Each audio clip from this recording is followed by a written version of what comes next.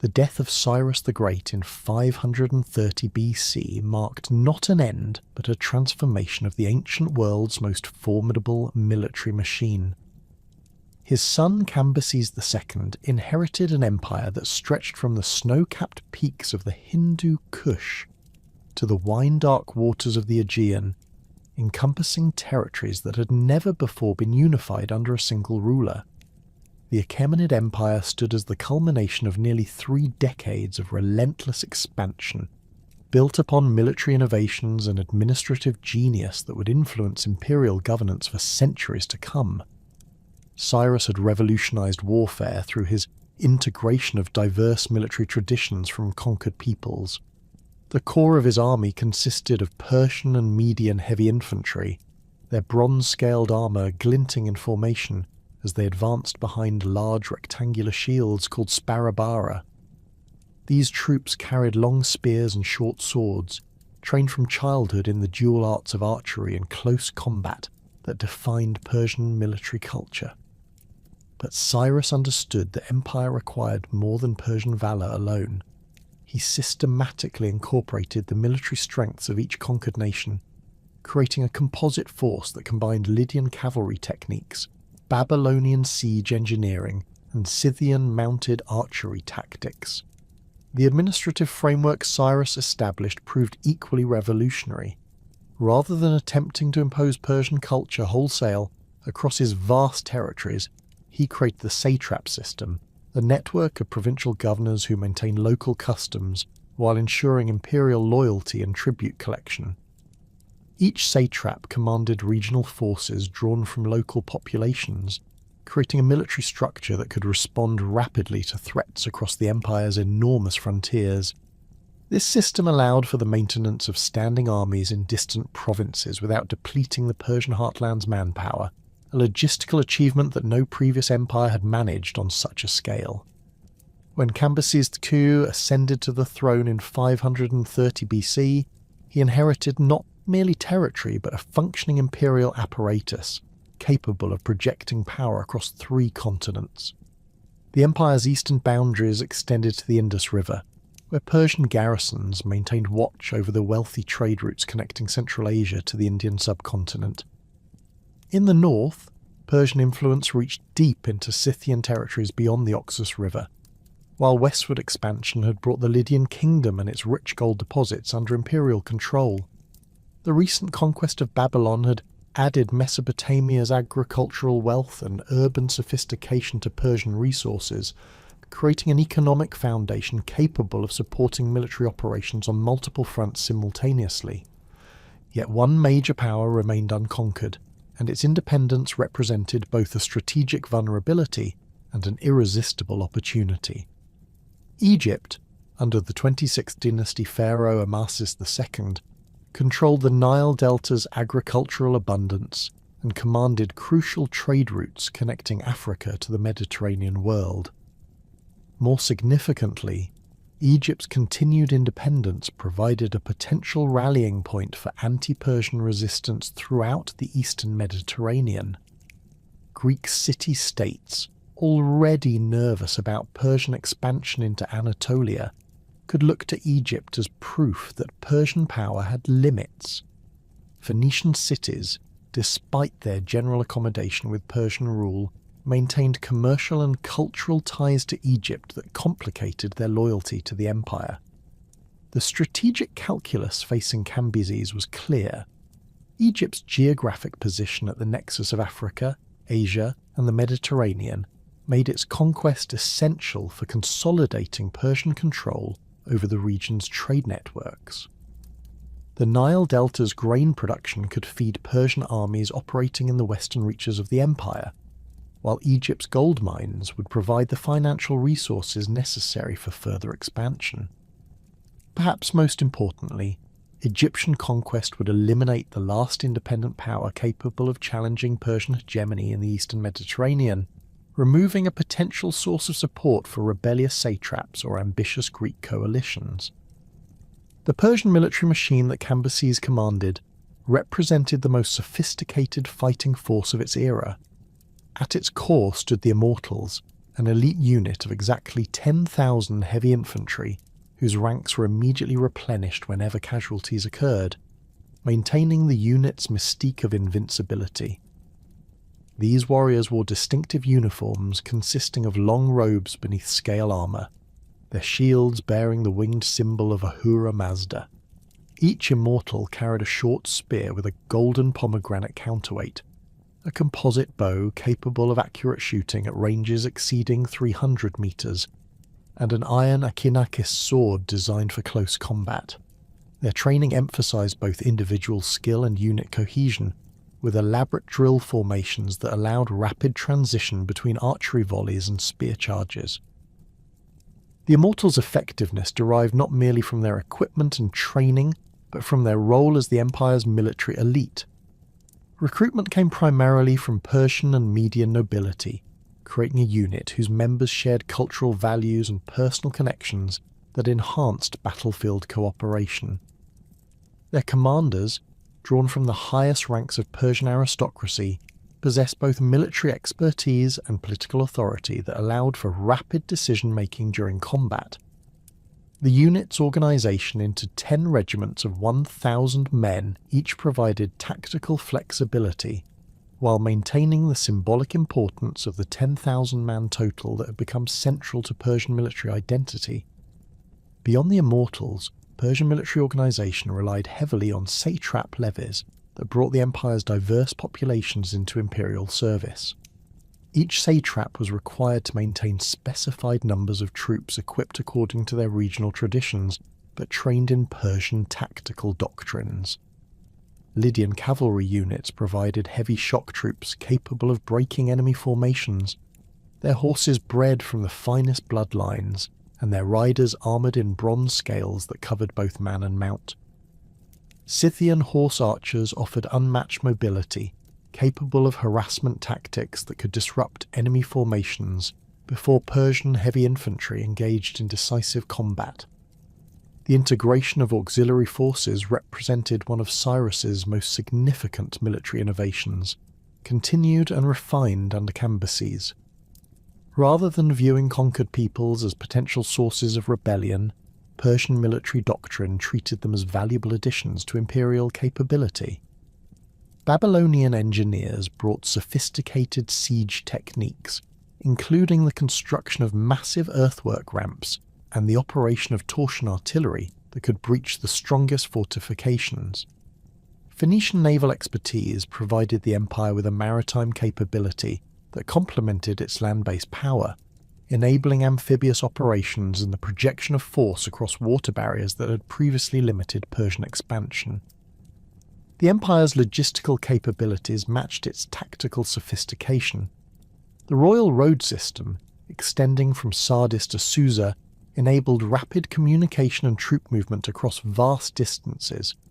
Relay stations provided fresh horses for imperial messengers, while supply depots maintained stockpiles of weapons, armour, and provisions for military units operating far from their home territories. This infrastructure allowed Persian armies to maintain operational tempo during extended campaigns, a crucial advantage when facing enemies who expected Persian forces to weaken over time due to supply difficulties. Persian siege warfare had evolved considerably since Cyrus's early campaigns against fortified cities in Anatolia. The incorporation of Assyrian and Babylonian engineering knowledge had produced siege trains capable of reducing the strongest fortifications. Through a combination of undermining, artillery bombardment, and direct assault, Persian engineers could construct massive siege towers that overtopped enemy walls, while specialised units operated battering rams protected by mobile shelters that approached gates under covering fire from archers positioned on surrounding earthworks. The Empire's naval capabilities, while initially limited, had expanded significantly through the incorporation of Phoenician and Lydian maritime expertise. Persian admirals commanded fleets capable of supporting amphibious operations and maintaining sea lines of communication essential for campaigns in coastal regions. These naval forces consisted primarily of triremes and pentaconters, crewed by experienced sailors from maritime provinces. Their bronze-reinforced rams capable of sinking enemy vessels, while their deck-mounted catapults provided artillery support for land operations. As Cambyses surveyed his inheritance in 530 BC, he commanded military resources that dwarfed those of any potential opponent. The empire's population exceeded 20 million, providing a manpower base that could sustain prolonged military operations while maintaining agricultural production and urban commerce. The tribute system generated enormous revenues that funded professional military units, sophisticated equipment production, and the infrastructure necessary for rapid military deployment across continental distances. The timing for Egyptian conquest appeared optimal. Pharaoh Amasis II, despite his diplomatic skills and domestic popularity, commanded military forces that relied heavily on Greek mercenaries, whose loyalty could be questioned when facing overwhelming Persian numbers. Egypt's traditional military advantages, the Nile's natural defensive barriers, and the desert's protection against invasion had been neutralized by Persian innovations in logistics and siege warfare. The empire's recent consolidation of Mesopotamian territories provided secure bases for launching operations against Egypt, while Phoenician naval support could prevent Egyptian forces from receiving external assistance. The Persian Empire in 530 BC represented the culmination of military and administrative evolution that had transformed warfare and governance throughout the ancient world. Cambyses inherited not merely an army, but a comprehensive system for projecting power, maintaining control, and integrating conquered territories into a functioning imperial structure. The conquest of Egypt would complete this system's development, eliminating the last independent power capable of challenging Persian dominance and establishing the Achaemenid Empire as the undisputed master of the known world.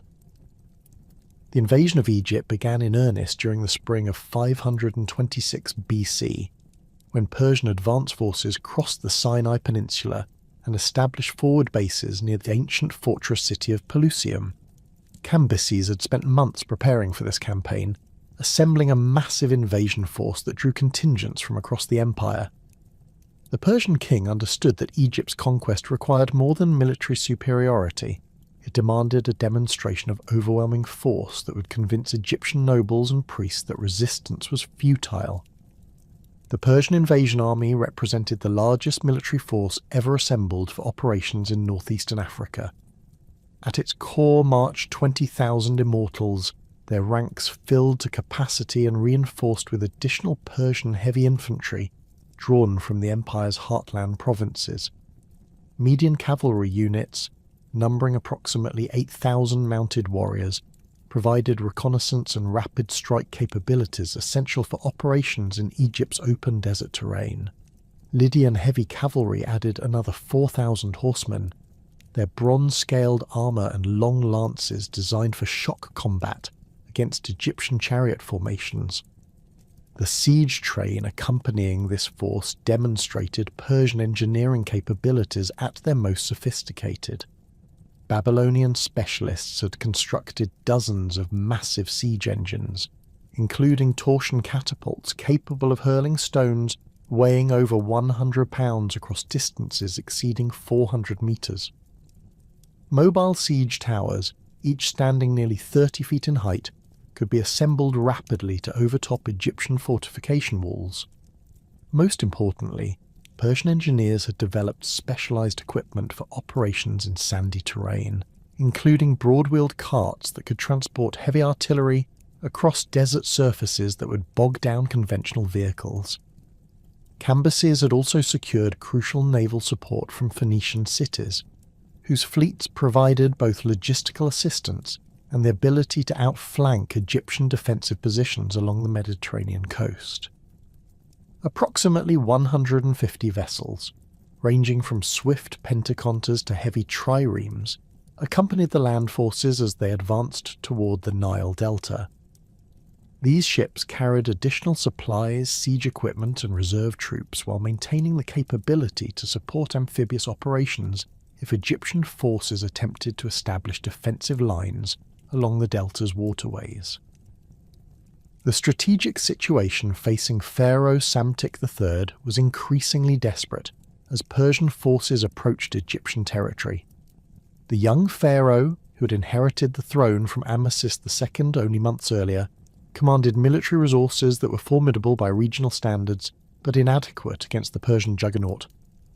Egyptian forces consisted primarily of native infantry equipped with bronze weapons and leather armour, supported by Nubian archers whose composite bows provided long-range striking power. Greek mercenaries numbering approximately 12,000 hoplites formed the army's elite corps, their bronze panoply and disciplined phalanx tactics representing Egypt's most effective military capability. Egyptian military doctrine relied heavily on defensive strategies that exploited the Nile Delta's natural advantages. The region's numerous waterways created natural barriers that could channel attacking forces into predetermined killing zones, while fortified positions at key crossing points provided bases for counterattacks against extended enemy columns. Egyptian engineers had spent decades improving these defences, constructing earthwork fortifications that complemented natural obstacles and establishing supply depots that could sustain prolonged defensive operations. The fortress city of Pelusium occupied the most crucial position in Egypt's defensive system. Located at the easternmost mouth of the Nile, this heavily fortified settlement controlled the primary invasion route from Asia into the Delta region. Its massive walls, constructed from locally quarried limestone blocks and reinforced with bronze fittings, rose nearly 40 feet above the surrounding terrain.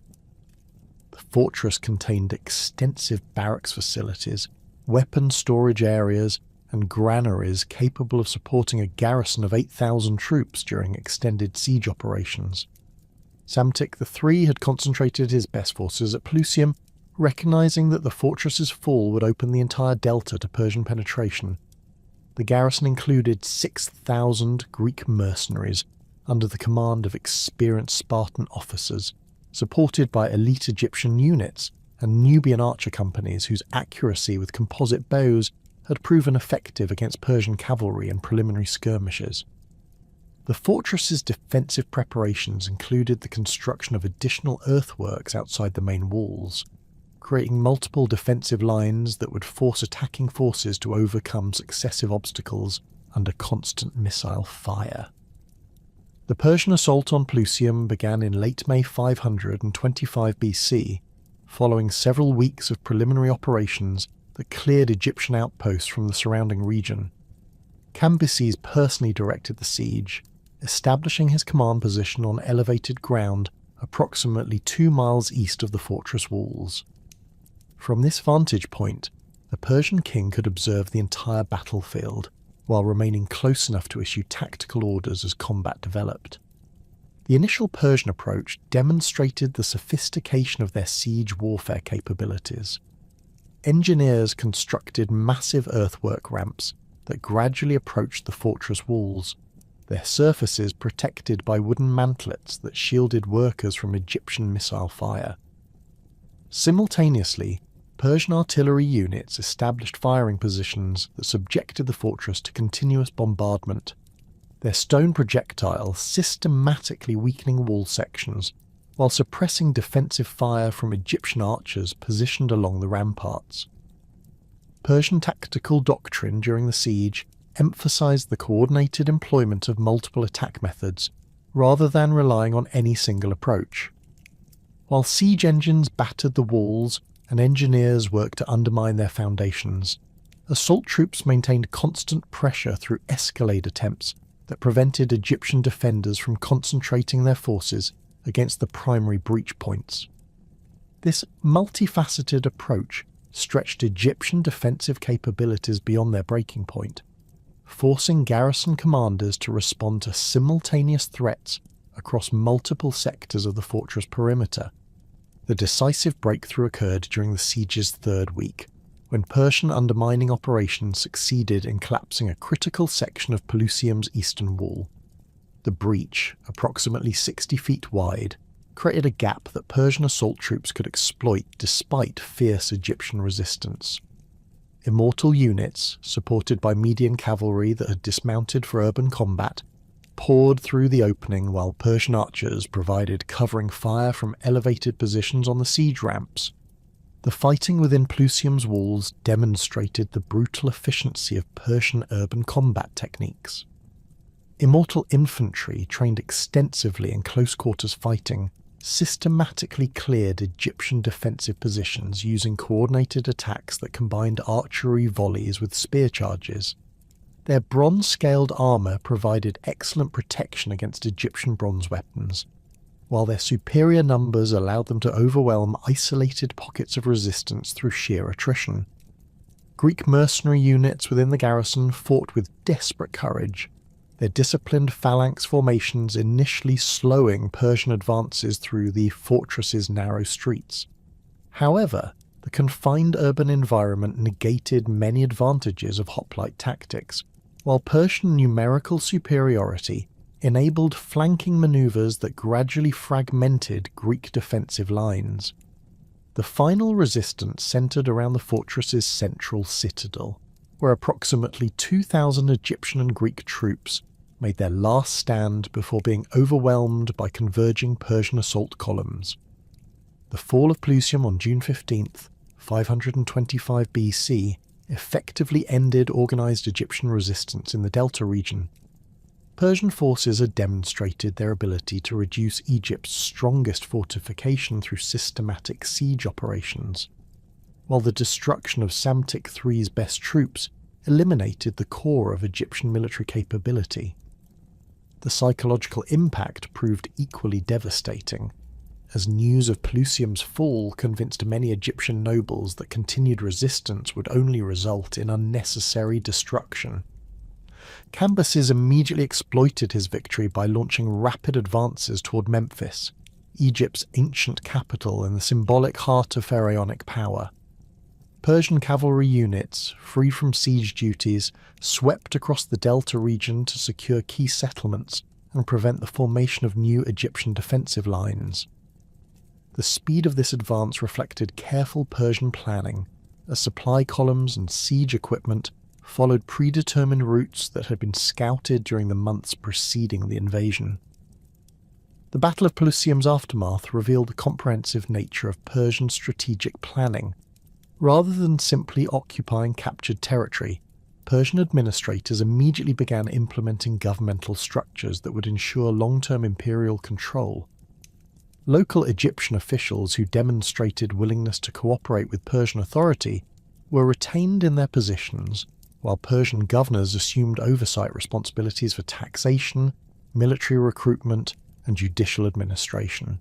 The march toward Memphis proceeded with minimal resistance, as Egyptian forces lacked both the numbers and the strategic positions necessary to contest Persian advances across the Delta's open terrain.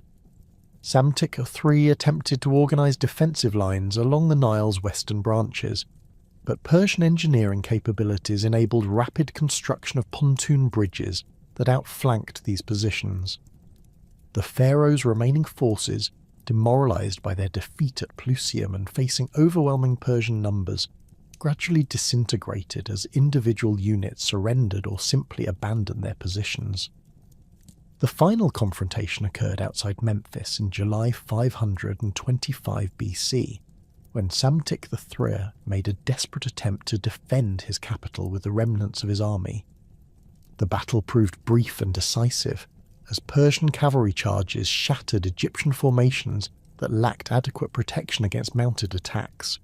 The pharaoh himself was captured during the fighting, effectively ending the 26th dynasty and completing Persian conquest of Lower Egypt. Cambyses' entry into Memphis marked a crucial transition in his approach to Egyptian governance. Rather than treating Egypt simply as a conquered territory, the Persian king began adopting pharaonic symbols and rituals that would legitimize his rule in Egyptian eyes. This strategic decision reflected Persian administrative doctrine, which emphasized the maintenance of local governmental traditions as a means of ensuring stable imperial control. The coronation ceremony that followed demonstrated Cambyses' sophisticated understanding of Egyptian political culture. conducted according to ancient pharaonic traditions in Memphis's Great Temple complex. The ritual involved Persian adoption of traditional Egyptian royal titles and symbols. Cambyses assumed the double crown of Upper and Lower Egypt, received the crook and flail of pharaonic authority, and participated in religious ceremonies that confirmed his divine mandate according to Egyptian theological concepts. This coronation established the 27th dynasty of Egypt, marking the beginning of Persian rule that would extend for over a century.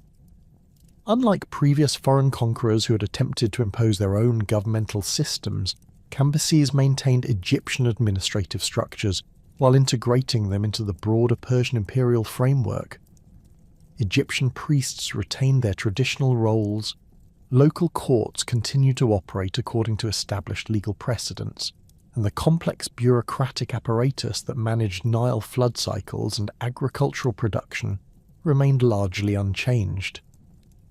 The consolidation of Persian control throughout Egypt required extensive military and administrative reforms that reflected the territory's unique characteristics. Unlike other Persian provinces, Egypt's geography created natural defensive advantages that could potentially support rebellious movements if not properly controlled. The Nile River system provided both transportation routes and defensive barriers, while the surrounding deserts offered refuge for hostile forces that might escape direct Persian supervision. Persian military dispositions reflected these geographic realities through the establishment of strategic garrisons at key positions throughout the Nile Valley. Memphis received a permanent garrison of 5,000 troops, including 2,000 immortals, whose presence symbolized imperial authority while providing rapid response capability against potential uprisings. Similar forces occupied Thebes in Upper Egypt, ensuring Persian control over the region's wealthy temples and agricultural estates. The Nile Delta received particular attention due to its agricultural importance and proximity to potential external threats.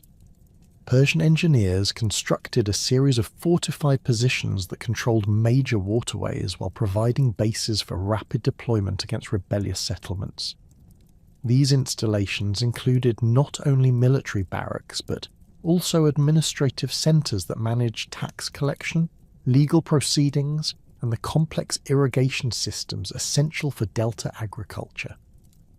Persian naval forces established permanent bases along Egypt's Mediterranean coast, maintaining fleets capable of intercepting potential assistance to rebellious movements while supporting imperial communications with other provinces. These naval installations included shipyards for vessel maintenance and construction, supply depots for extended operations, and training facilities for Egyptian recruits who would supplement Persian maritime capabilities. The administrative integration of Egypt into the Persian Empire required careful balance between imperial efficiency and local traditions. Cambyses appointed Persian satraps to oversee provincial administration, while retaining Egyptian officials in positions requiring specialized knowledge of local conditions. This dual system enabled effective imperial control, while maintaining the technical expertise necessary for managing Egypt's complex agricultural and religious systems. Persian taxation policies in Egypt reflected the territory's exceptional agricultural productivity, while avoiding the excessive demands that might provoke rebellion. The tribute assessment, established at approximately 400 talents of silver annually, represented a significant but sustainable burden that left sufficient resources for local economic development. Additionally, Egypt was required to provide specified quantities of grain for imperial military operations, leveraging the Nile Valley's agricultural surplus to support Persian forces operating in other provinces. The success of Persian administrative policies became evident in the rapid stabilization of Egyptian society following the conquest. Trade resumed along traditional routes. Agricultural production continued according to established patterns, and urban centres maintained their economic functions without significant disruption. This stability reflected both Persian administrative competence and Egyptian recognition that Persian rule offered advantages over the political uncertainty that had characterized the final years of the 26th dynasty.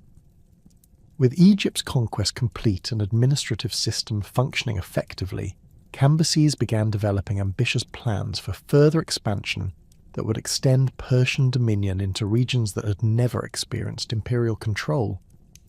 The king's strategic vision encompassed three primary targets: Nubia to the south, Libya to the west, and the mysterious lands beyond the western desert that Greek travellers described in fragmentary accounts. Nubia represented the most immediately achievable target, as its gold mines and ivory trade routes offered substantial economic rewards for successful conquest. The region's military capabilities appeared limited compared to Persian resources, while its geographic position along the Nile provided natural invasion routes that Persian forces could exploit using established logistical systems. Preliminary reconnaissance missions had already established contact with Nubian tribal leaders, some of whom appeared willing to negotiate tributary relationships rather than face direct military confrontation. The Libyan territories presented more complex challenges, but equally attractive opportunities. Greek settlements along the Mediterranean coast controlled valuable trade networks that connected North Africa to the broader Mediterranean economy, while the interior regions contained agricultural areas that could supplement Egyptian grain production. However, Libya's tribal structure and desert environment would require military and administrative approaches significantly different from those employed in Egypt's conquest. The most ambitious element of Cambyses' expansion plans involved expeditions into the western desert regions that lay beyond direct Persian knowledge. These territories, described in Greek accounts as containing wealthy cities and exotic peoples, represented the ultimate test of Persian military and logistical capabilities. Success in such distant operations would demonstrate imperial power on an unprecedented scale, while potentially opening entirely new regions to Persian exploitation. The consolidation of Persian authority in Egypt during the summer of 525 BC provided Cambyses with unprecedented opportunities for territorial expansion, but the king's ambitions extended far beyond mere military conquest. The Persian ruler recognized that lasting imperial control required not only military dominance, but also religious legitimacy that would resonate with conquered populations and neighbouring powers. This understanding led Cambyses to focus his attention on the Oracle of Ammon at Siwa Oasis, a religious institution whose influence extended throughout North Africa and the eastern Mediterranean world. The Oracle of Ammon occupied a position of extraordinary significance in the ancient religious landscape, rivaling even the famous Oracle of Apollo at Delphi in terms of political influence and international recognition. Located approximately 300 miles west of Memphis across the harsh Libyan desert, Siwa Oasis served as the primary cult center for the Egyptian deity Amun-Ra, whose worship had evolved to incorporate Greek religious elements that identified the god with Zeus. This syncretic development had transformed the oracle into a religious authority that transcended traditional ethnic and cultural boundaries, making its pronouncements relevant to Greek city-states, Libyan tribes, and Egyptian populations alike. The physical setting of Siwa Oasis contributed significantly to the oracle's mystique and perceived divine authority. The oasis itself appeared as an almost miraculous phenomenon in the midst of seemingly endless desert expanses, its freshwater springs and date palm groves creating a verdant sanctuary that contrasted dramatically with the surrounding wasteland. Ancient visitors described their approach to Siwa as a journey from death to life, with the oasis's emergence from the desert horizon serving as tangible evidence of divine intervention in the natural world. The temple complex at Siwa reflected centuries of architectural development that combined Egyptian religious traditions with local Berber construction techniques. The primary sanctuary, constructed from locally quarried limestone blocks, featured massive walls decorated with hieroglyphic inscriptions that recorded the oracle's most significant pronouncements throughout its history. These inscriptions included predictions that had influenced major political decisions across the Mediterranean world, establishing the oracle's reputation for prophetic accuracy that attracted pilgrims from distances exceeding 1,000 miles.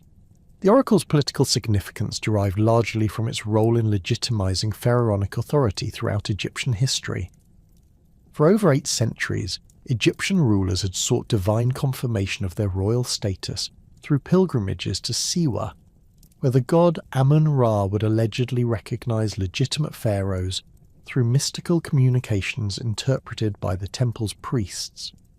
This tradition had created a powerful association between the oracle's approval and political legitimacy that extended beyond Egypt to influence perceptions of royal authority throughout the region.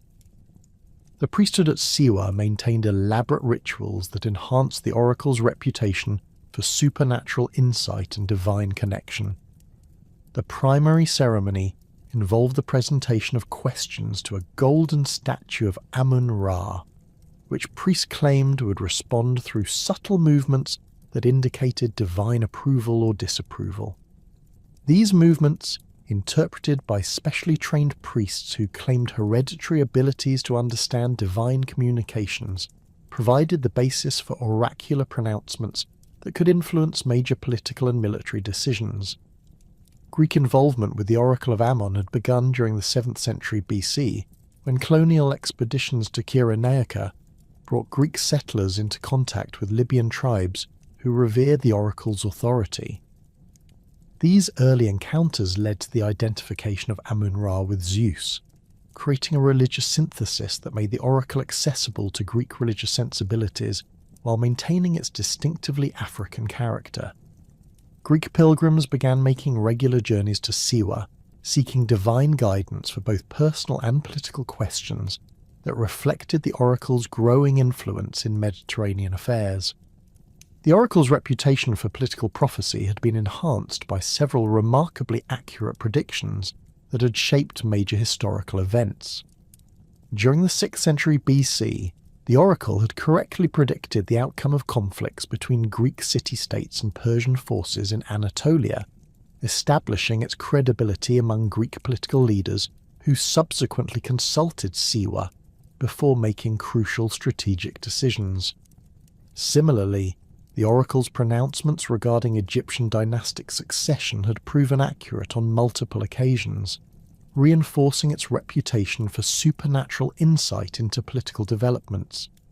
Cambyses understood that securing the Oracle of Ammon's recognition would provide crucial legitimacy for Persian rule in Egypt, while potentially influencing political attitudes throughout North Africa and the Eastern Mediterranean. The oracle's approval would demonstrate divine sanction for Persian authority that transcended mere military conquest, creating a religious foundation for imperial rule that could enhance long-term stability in newly conquered territories. Moreover, the oracle's international reputation meant that its recognition of Persian legitimacy would influence perceptions of imperial power among potential enemies and allies throughout the region. The Persian king's religious motivations reflected sophisticated understanding of ancient Near Eastern political theology, which emphasized the divine basis of royal authority and the importance of religious legitimacy in maintaining imperial control. Persian political doctrine, inherited from earlier Mesopotamian traditions, recognized that successful rulers required both military capability and divine approval, with religious sanctions serving as a crucial component of political stability. Cambyses had observed this principle throughout his father's reign, noting how Cyrus had consistently sought religious legitimacy from conquered peoples' deities as a means of consolidating imperial authority. The specific case of Egypt presented unique challenges that made religious legitimacy particularly important for long-term Persian control. Egyptian political culture placed extraordinary emphasis on pharaonic divinity, with royal authority deriving from the ruler's identification with various Egyptian deities who governed different aspects of cosmic order. This theological framework meant that Persian rule would remain fundamentally unstable unless it could demonstrate divine sanction according to Egyptian religious principles, making the Oracle of Ammon's approval essential for establishing legitimate authority over Egyptian populations. Persian intelligence gathering regarding Western trade routes had begun during the initial phases of Egyptian conquest, as Cambyses recognized that successful expansion beyond the Nile Valley would require detailed knowledge of desert geography and tribal politics. Persian reconnaissance units, operating under cover of diplomatic missions to various Libyan tribes, had systematically mapped caravan routes that connected Egypt to Mediterranean coastal settlements and interior oasis communities. These operations revealed a complex network of trade relationships that linked North African populations through commercial exchanges involving gold, ivory, exotic animals, and luxury goods. Egyptian priests proved particularly valuable sources of information regarding Western territories, as their religious duties had brought them into contact with pilgrims and traders from throughout North Africa. Temple records at Memphis and Thebes contain detailed accounts of caravan routes to Siwa Oasis, including information about water sources, seasonal weather patterns, and tribal territories that travellers would encounter during desert crossings. These records also included descriptions of settlements beyond Siwa, providing Persian planners with preliminary intelligence about potential targets for future military operations. Libyan tribal representatives who visited Egyptian trading centres provided additional intelligence about political conditions in Western territories. These tribal leaders described complex alliances and conflicts among various Berber groups, revealing opportunities for Persian diplomatic intervention that could facilitate military operations through the recruitment of local allies. Their accounts also included descriptions of Greek colonial settlements along the Mediterranean coast, providing Persian strategists with intelligence about potential enemies who might resist imperial expansion into their territories.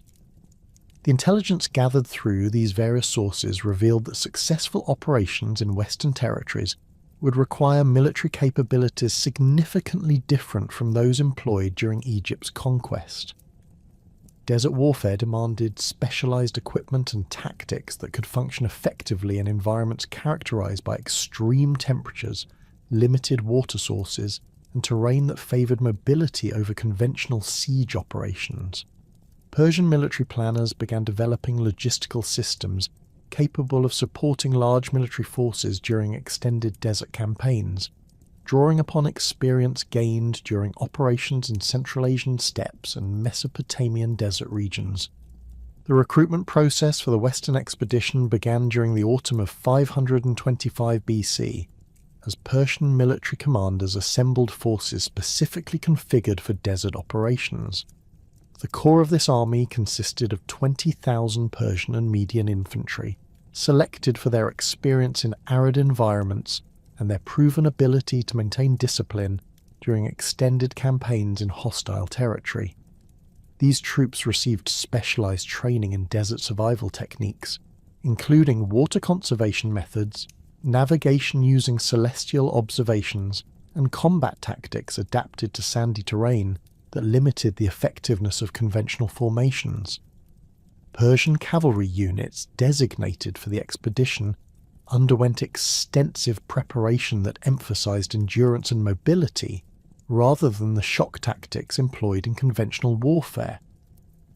Approximately 8,000 mounted warriors, drawn primarily from eastern provinces with experience in desert operations, received training in long-range reconnaissance, rapid strike techniques, and the maintenance of horses under extreme environmental conditions. Their equipment included specialized saddles designed for extended riding, additional water containers, and lightweight armor that provided protection while minimizing heat retention in desert conditions. The expedition's logistical requirements demanded unprecedented planning and resource allocation that reflected the enormous distances involved in reaching Siwa Oasis and potential targets beyond. Persian quartermasters calculated that 50,000 troops would require approximately 15,000 camels to transport necessary supplies, including water reserves sufficient for 10 days of desert travel, food provisions for extended operations, and military equipment ranging from siege engines to replacement weapons and armour. These calculations assumed the availability of water sources at Siwa Oasis, and the possibility of resupply through captured enemy resources or allied tribal support. The gathering of supplies in Memphis during late 525 BC transformed the ancient capital into a massive military depot that demonstrated Persian organisational capabilities on an unprecedented scale. Warehouses constructed along the Nile's banks contained vast quantities of preserved foods, including dried meat, hardtack bread, and concentrated grain preparations designed to provide maximum nutrition while minimising weight and storage requirements. Weapon stockpiles included thousands of bronze-tipped arrows, iron spear points, and replacement armour components manufactured specifically for desert conditions. Water storage presented the expedition's most critical logistical challenge, as Persian planners recognised that inadequate hydration would prove more dangerous than enemy action during desert operations. Engineers designed specialised containers that could transport water efficiently while minimising evaporation losses, including large ceramic vessels sealed with wax and smaller leather containers that individual soldiers could carry during combat operations. The total water transport capacity exceeded 2 million gallons, representing the minimum quantity necessary to sustain 50,000 troops during the anticipated journey to Siwa Oasis. The camel procurement process required extensive negotiations with Bedouin tribes throughout the Eastern Desert, as Persian military doctrine recognized that successful desert operations demanded animals specifically adapted to arid conditions. These negotiations involved not only the purchase of individual animals, but also agreements for tribal guides who possessed intimate knowledge of desert routes and seasonal conditions that could affect travel safety. The final agreement secured approximately 20,000 camels, along with 500 experienced desert guides, whose expertise would prove essential for navigation and logistical support. Persian engineering units prepared specialized equipment designed specifically for desert siege operations, recognizing that conventional artillery would prove inadequate for potential operations against fortified oasis settlements. These innovations included lightweight catapults that could be assembled rapidly using standardized components, portable rams designed for use against mud brick fortifications typical of desert architecture, and scaling equipment adapted for walls constructed without traditional defensive features. The engineering preparations also included tools for well digging and oasis development, anticipating the possibility of establishing permanent Persian bases in conquered territories. The recruitment of auxiliary forces reflected Persian recognition that successful desert operations required local knowledge and cultural understanding that imperial troops could not provide. Negotiations with various Libyan tribal groups resulted in agreements for approximately 5,000 auxiliary warriors whose desert experience and familiarity with regional political conditions would supplement Persian military capabilities. These auxiliary units retained their traditional weapons and tactics while accepting Persian command authority and logistical support. The expedition's medical preparations addressed health challenges specific to desert environments, including treatments for heat exhaustion, dehydration, and various diseases associated with extreme climate conditions. Persian military physicians, drawing upon medical knowledge accumulated throughout the empire, developed treatment protocols and preventive measures designed to maintain troop effectiveness during extended desert operations. Medical supplies included specialized medications, surgical instruments adapted for field conditions, and equipment for treating injuries specific to desert warfare. The final phases of preparation during early 524 BC involved intensive training exercises that simulated desert conditions and tested the expedition's logistical systems under controlled circumstances. These exercises revealed numerous deficiencies in equipment and procedures that Persian commanders corrected before beginning actual operations, demonstrating the sophisticated approach to military planning that characterized Persian strategic doctrine. The training also provided opportunities for Persian and auxiliary forces to develop the cooperation and communication essential for effective combined operations in hostile territory. The massive military force that Cambyses assembled for the Western expedition represented the most diverse and specialized army in Persian history, drawing upon the empire's vast territorial expanse and accumulated military expertise from decades of conquest. At the expedition's core marched 25,000 immortals. Their ranks swelled beyond the traditional 10,000 to accommodate the anticipated challenges of desert warfare and the need for overwhelming force against unknown enemies. These elite troops had been carefully selected from Persian and Median nobility, with priority given to veterans of previous desert campaigns in Central Asia and the eastern satrapies where similar environmental conditions had tested imperial forces. The immortals designated for the Western expedition carried modified equipment specifically adapted for extended operations in arid conditions. Their traditional scale armour had been lightened through the removal of unnecessary bronze plates, while maintaining protection for vital areas through reinforced leather backing that provided flexibility during long marches. Each warrior bore a composite bow constructed with horn and sinew components that remained functional despite extreme temperature variations, along with a reduced complement of arrows whose bronze points had been specially treated to prevent corrosion from desert sand. Their distinctive spears retained the golden pomegranate counterweights, but featured shortened shafts that reduced weight without compromising effectiveness in close combat. The expedition's cavalry component reflected careful consideration of the tactical requirements imposed by desert terrain and the need for rapid reconnaissance across vast distances. 15,000 mounted warriors, drawn primarily from Median and Scythian satrapies, brought expertise in mobile warfare that would prove essential for operations in territories where conventional infantry formations might prove inadequate. These horsemen rode specially selected animals bred for endurance rather than size, with each mount capable of carrying a fully equipped warrior across 50 miles of desert terrain without requiring water sources beyond what could be transported in leather containers.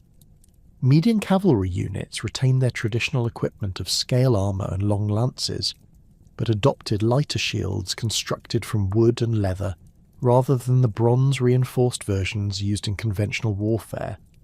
Their horses wore protective cloths that shielded the animals from sand while allowing air circulation necessary for temperature regulation during daylight marches.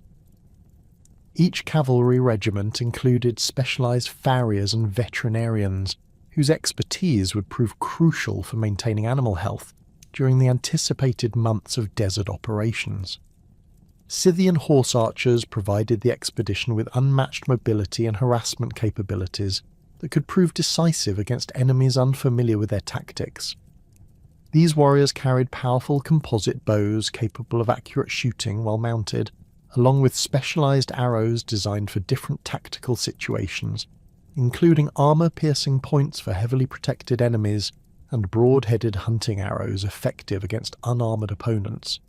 Their horses, smaller but more resilient than median mounts, had been conditioned through gradual exposure to increasingly arid conditions that simulated the environmental challenges they would face during actual operations.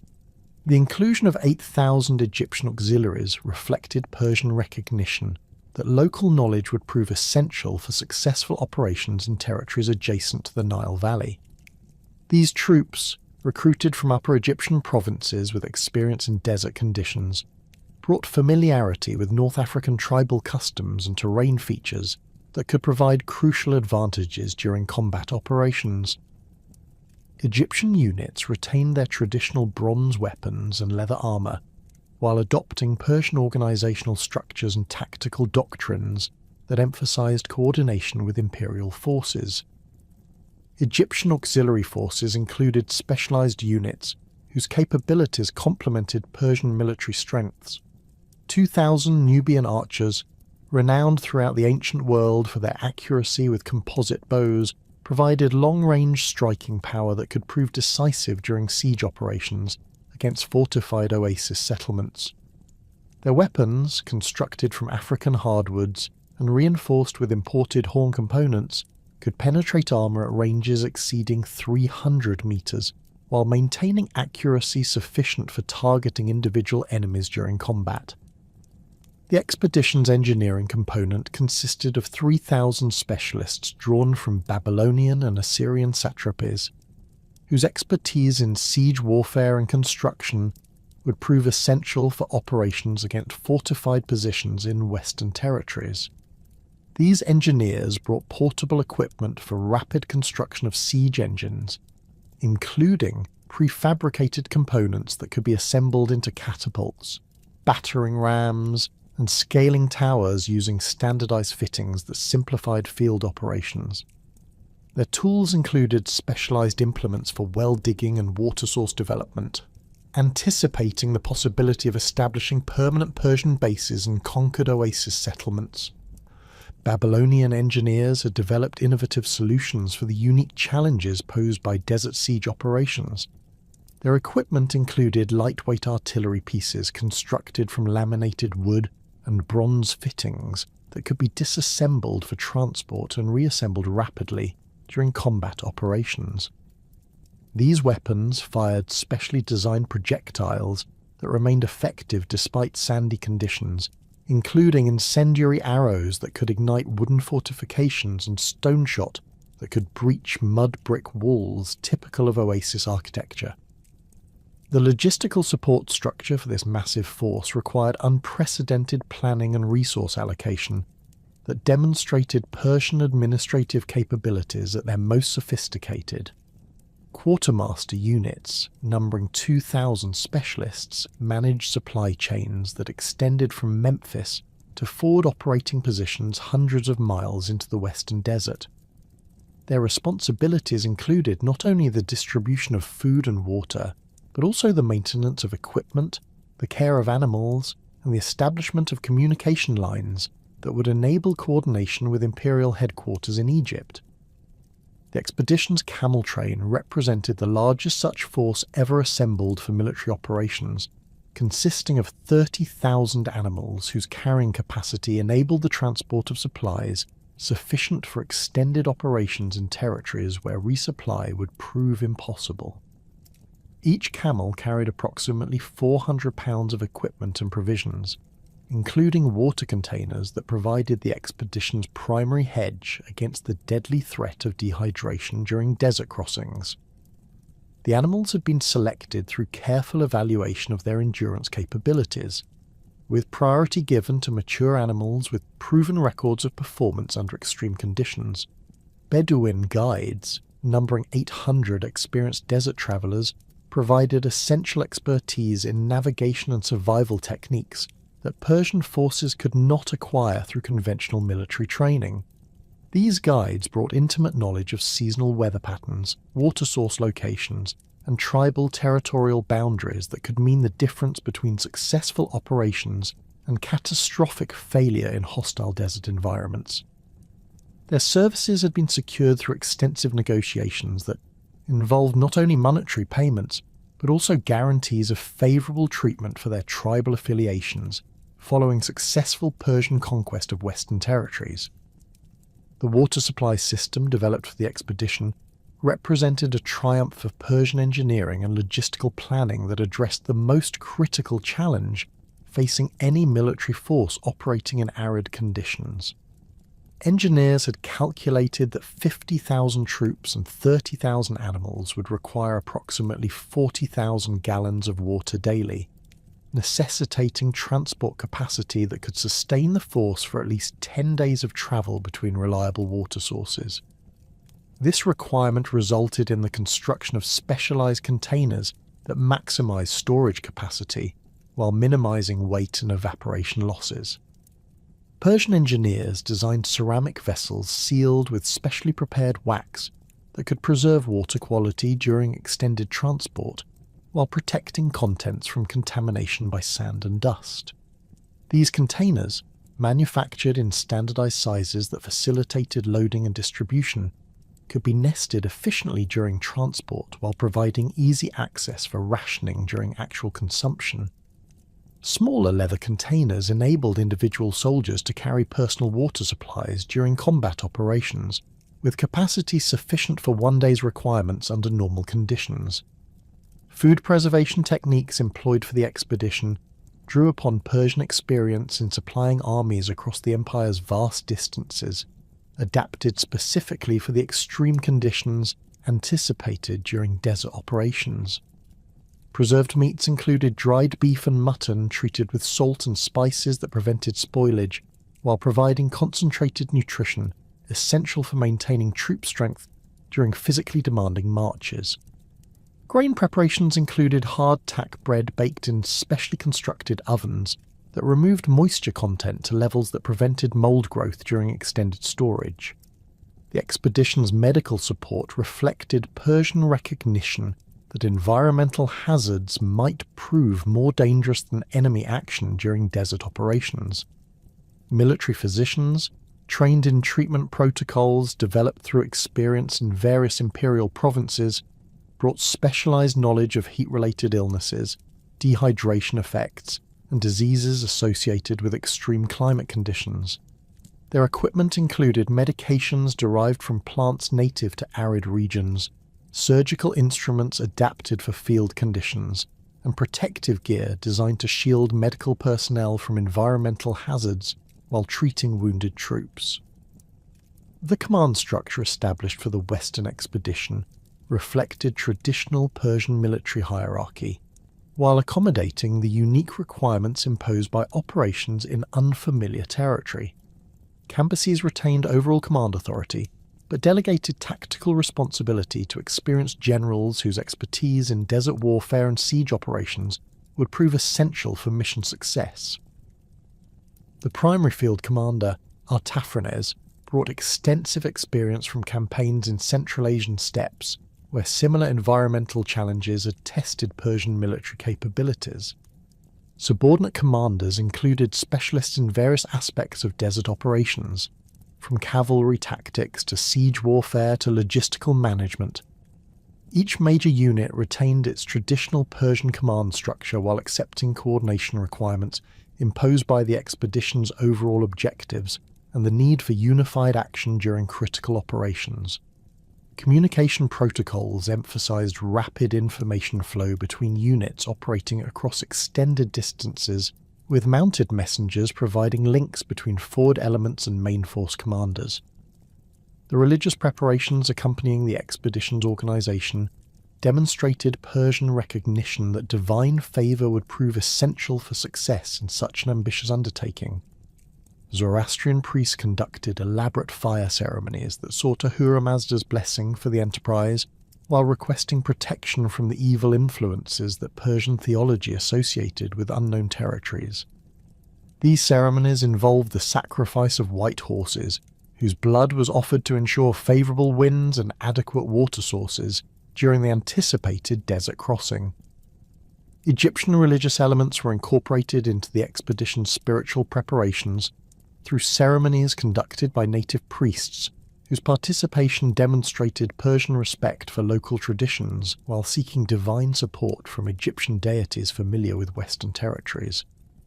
These rituals included offerings to Thoth, the god of wisdom and navigation, whose guidance would prove essential for successful desert travel, and to Ptah, the crater deity whose protection could shield Persian forces from the hostile influences that Egyptian theology associated with the Western desert. The final equipment inspections conducted during the expedition's assembly revealed the extraordinary attention to detail that characterized Persian military preparation. Each soldier's gear underwent systematic examination that verified the condition of weapons, armor, and personal equipment while ensuring compliance with standards established for desert operations. These inspections included testing of composite bows under simulated temperature conditions, verification of armor flexibility and protection levels, and evaluation of personal water containers for leaks or structural weaknesses that could prove fatal during actual operations. The expedition's departure from Memphis in early 524 BC marked the culmination of months of preparation that had transformed the ancient capital into the largest military staging area in Persian history. The assembled force represented not merely an army, but a comprehensive logistical system capable of sustaining complex operations across vast distances in hostile territory. As the massive column began its westward march towards Siwa Oasis and the unknown territories beyond, it carried with it the accumulated military expertise of the Persian Empire and the ambitious vision of a king determined to extend imperial dominion into regions that had never experienced the discipline of organized conquest.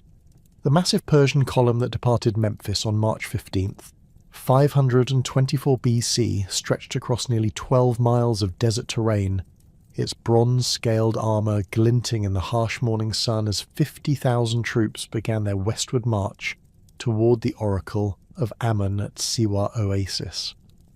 The vanguard consisted of 2,000 Scythian horse archers whose mobility and desert experience made them ideal for reconnaissance duties in the unknown territories ahead. These mounted warriors rode in loose formations that could adapt quickly to changing terrain conditions, their composite bows strung and ready for immediate action against any hostile forces that might contest the Persian advance. Behind the cavalry screen marched the main body of Persian infantry, organised in columns that maximised efficiency while maintaining tactical flexibility. The Immortals formed the expedition's backbone, their disciplined ranks maintaining precise spacing despite the challenging terrain that alternated between rocky outcroppings and soft sand that made footing treacherous for heavily laden troops. Each warrior carried approximately 60 pounds of equipment, including weapons, armour, personal water supplies and rations for 3 days of independent operations. The bronze scales of their armour had been treated with oil to prevent corrosion from the abrasive desert sand, while their shields bore leather covers that protected the bronze surfaces from the constant wind-blown particles that could damage equipment during extended exposure. The Persian engineers had calculated the optimal route based on intelligence gathered from Egyptian priests and Bedouin guides, following ancient caravan paths that connected Memphis to the Baharia Oasis, approximately 120 miles to the southwest.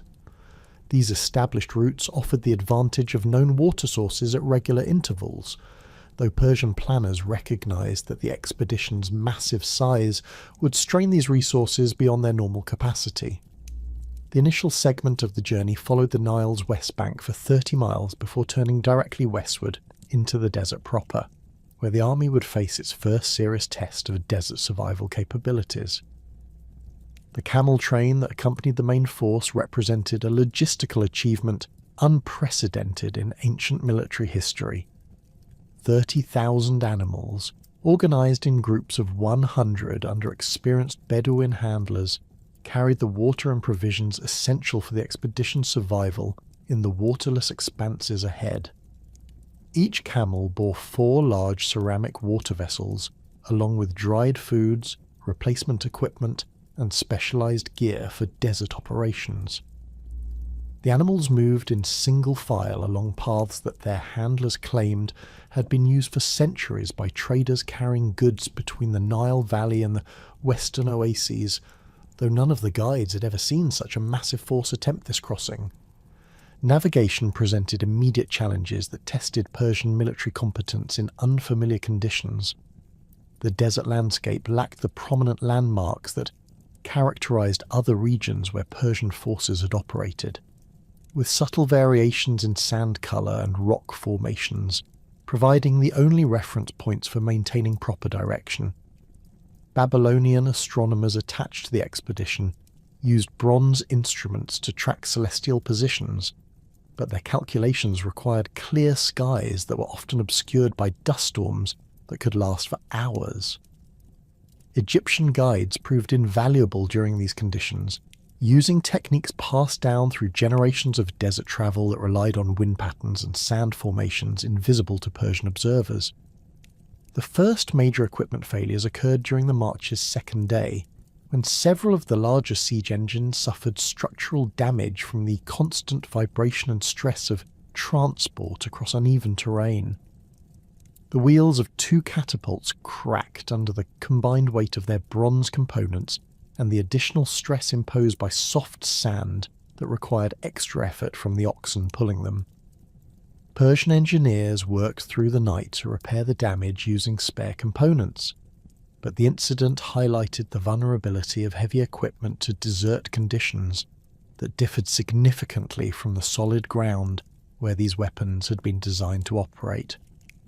Water consumption exceeded initial projections almost immediately, as the Persian planners had underestimated the physiological demands imposed by desert conditions on troops accustomed to more temperate climates. Soldiers from the empire's northern provinces, particularly median cavalry units recruited from mountainous regions, suffered disproportionately from heat exhaustion that required increased water rations to prevent serious medical emergencies. The expedition's physicians reported treating dozens of cases of heat-related illness during the first week, forcing commanders to reduce daily marching distances and implement more frequent rest periods that delayed progress toward the first major waypoint at Baharia Oasis. The psychological impact of the desert environment proved as challenging as the physical demands, particularly for Persian troops whose previous military experience had been gained in the fertile valleys and well-watered plains of the empire's heartland.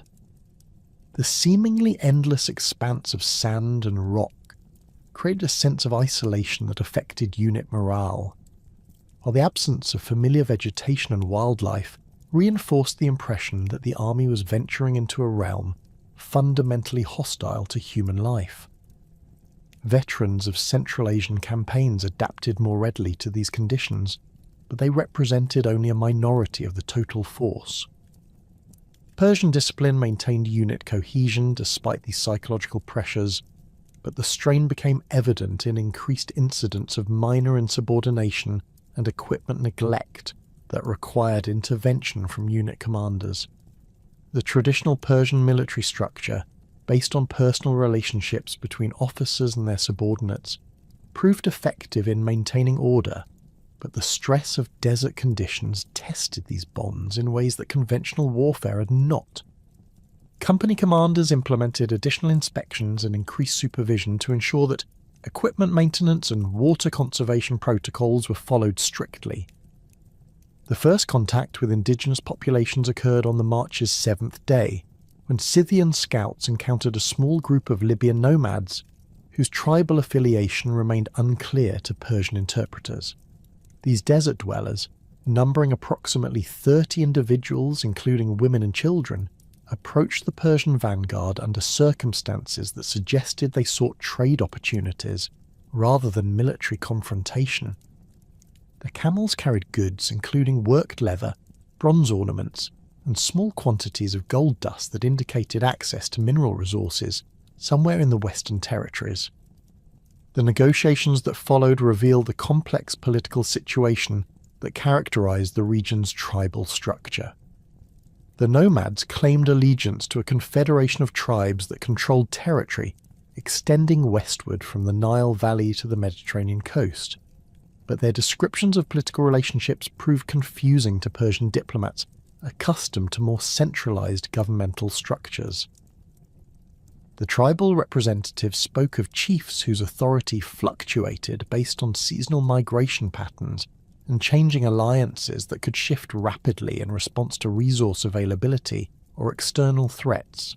Persian attempts to establish formal tributary relationship and encountered immediate difficulties rooted in cultural misunderstandings that neither side could easily resolve.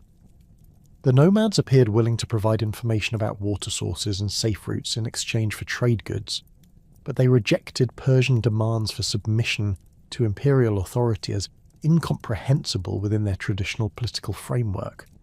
Their society recognized personal loyalty to specific leaders rather than abstract concepts of territorial sovereignty, making it impossible for them to commit their entire tribal confederation to Persian service. The tribute demands presented by Persian negotiators further complicated these discussions, as the nomads possessed few resources that matched Persian expectations for imperial taxation. Their wealth consisted primarily of livestock and knowledge, rather than the agricultural surpluses or manufactured goods that formed the basis of tribute collection in other provinces. Persian officials struggled to develop assessment methods that could extract meaningful contributions from populations whose economic activities differed fundamentally from those in settled agricultural regions. Growing tensions became apparent when Persian demands for guides and detailed route information met with evasive responses that suggested the nomads were concealing crucial intelligence about conditions ahead. Tribal representatives claimed that their knowledge extended only to the next major oasis, requiring consultation with other groups before providing information about more distant territories. This pattern of limited cooperation frustrated Persian commanders who needed comprehensive intelligence for planning future operations, while the nomads appeared increasingly concerned about the implications of providing assistance to such a massive foreign military force. The cultural divide between Persian imperial administration and nomadic social organization created communication problems that persisted despite the availability of interpreters familiar with various Libyan dialects. Persian concepts of military discipline, taxation, and territorial control translated poorly into languages and cultural frameworks that emphasized personal relationships and seasonal resource sharing. The nomads' apparent inability to provide definitive answers about political authority in Western territories reflected genuine differences in social organization rather than deliberate deception. But Persian officials interpreted these responses as evidence of unreliability or potential hostility. The expedition's encounter with these nomads provided valuable intelligence about conditions ahead, while highlighting the challenges that would face Persian forces operating in territories where conventional diplomatic and administrative approaches might prove inadequate. The nomads described water sources at irregular intervals that would require careful planning to reach safely, while their accounts of tribal territories suggested a complex political landscape that could either facilitate or obstruct Persian advances, depending on how successfully imperial diplomats could navigate local customs and expectations. The march toward Bahariya oasis continued under increasingly difficult conditions as the army penetrated deeper into the western desert. Daytime temperatures exceeded 100 degrees Fahrenheit, forcing commanders to implement night marching schedules that reduced heat exposure but created new challenges for navigation and unit coordination. The Persian troops adapted gradually to these conditions, but the physical demands of moving heavy equipment across soft sand while maintaining combat readiness strained the expedition's capabilities in ways that had not been fully anticipated during the planning phases. Equipment modifications became necessary as desert conditions revealed weaknesses in gear designed for different environments. Leather components dried and cracked in the arid air, requiring constant treatment with oils that were in limited supply. Bronze fittings expanded and contracted with temperature changes that created gaps in armor joints, while wooden components of composite bows required careful protection from the extreme dryness that could cause catastrophic failure during combat. Persian quartermasters worked continuously to address these problems, but the solutions often required materials that were not available in sufficient quantities for the expedition's massive scale. The water supply situation remained precarious despite careful rationing protocols that limited each soldier to 2 quarts daily for all purposes, including drinking, cooking, and equipment maintenance. This allocation provided barely adequate hydration under normal conditions, but left no margin for increased consumption during periods of intense physical activity or medical emergencies. The expedition's physicians monitored water consumption carefully while treating increasing numbers of troops for dehydration symptoms that could progress rapidly to life-threatening conditions if not addressed promptly. Persian military medicine had developed effective treatments for many desert-related health problems, but the scale of the expedition created logistical challenges that complicated medical care. The portable hospitals that accompanied each major unit carried adequate supplies for treating combat injuries, but lacked the specialized equipment necessary for addressing the environmental health problem that affected increasing numbers of troops. Medical personnel adapted their procedures to desert conditions while requesting additional supplies from the main logistics train, but these resources were limited and could not be easily replaced if exhausted. The psychological effects of desert isolation continued to challenge unit morale as the expedition advanced into territories that appeared increasingly hostile to human habitation. The absence of familiar landmarks and the repetitive nature of the landscape created disorientation that affected even experienced soldiers, while the constant presence of sand in food, water and equipment reinforced the impression that the army was fighting against the environment itself rather than human enemies. Persian officers worked to maintain discipline through increased attention to routine military activities, but the stress of desert conditions tested leadership capabilities in unprecedented ways. The approach to Baharia Oasis represented a crucial test of the expedition's logistical planning and the Persian army's ability to adapt to desert warfare conditions that differed significantly from their previous military experience. The oasis itself appeared as a green smudge on the horizon that gradually resolved into date palms and cultivated fields watered by natural springs, but intelligence reports suggested that the settlement's resources might prove inadequate for the expedition's massive requirements. Persian advance units had already established contact with the oasis inhabitants, but negotiations for supplies and cooperation had revealed political complications that could affect the army's ability to continue its westward advance toward the ultimate objective at Siwa Oasis. The Persian expedition's arrival at Baharia Oasis on April 8th, 524 BC provided temporary relief from the desert's relentless assault, but the settlement's limited resources created new challenges that tested Cambyses' logistical planning. The oasis contained approximately 40 natural springs that produced sufficient water for the local population of 3,000 inhabitants. Yet the Persian army's requirements exceeded this capacity by a factor of 20. Local administrators, overwhelmed by the sudden appearance of 50,000 foreign troops, struggled to negotiate supply agreements while maintaining enough resources to sustain their own community through the approaching summer months. The oasis settlement consisted of mud brick buildings clustered around the primary water sources, with date palm groves extending outward in carefully maintained patterns that maximised agricultural productivity. Persian engineers immediately began surveying the water sources to determine sustainable extraction rates, discovering that several springs showed signs of stress from increased demand that had begun even before the main army's arrival. The advance unit's consumption had already lowered water levels in two smaller springs, forcing local inhabitants to modify their irrigation schedules to prevent permanent damage to their agricultural systems.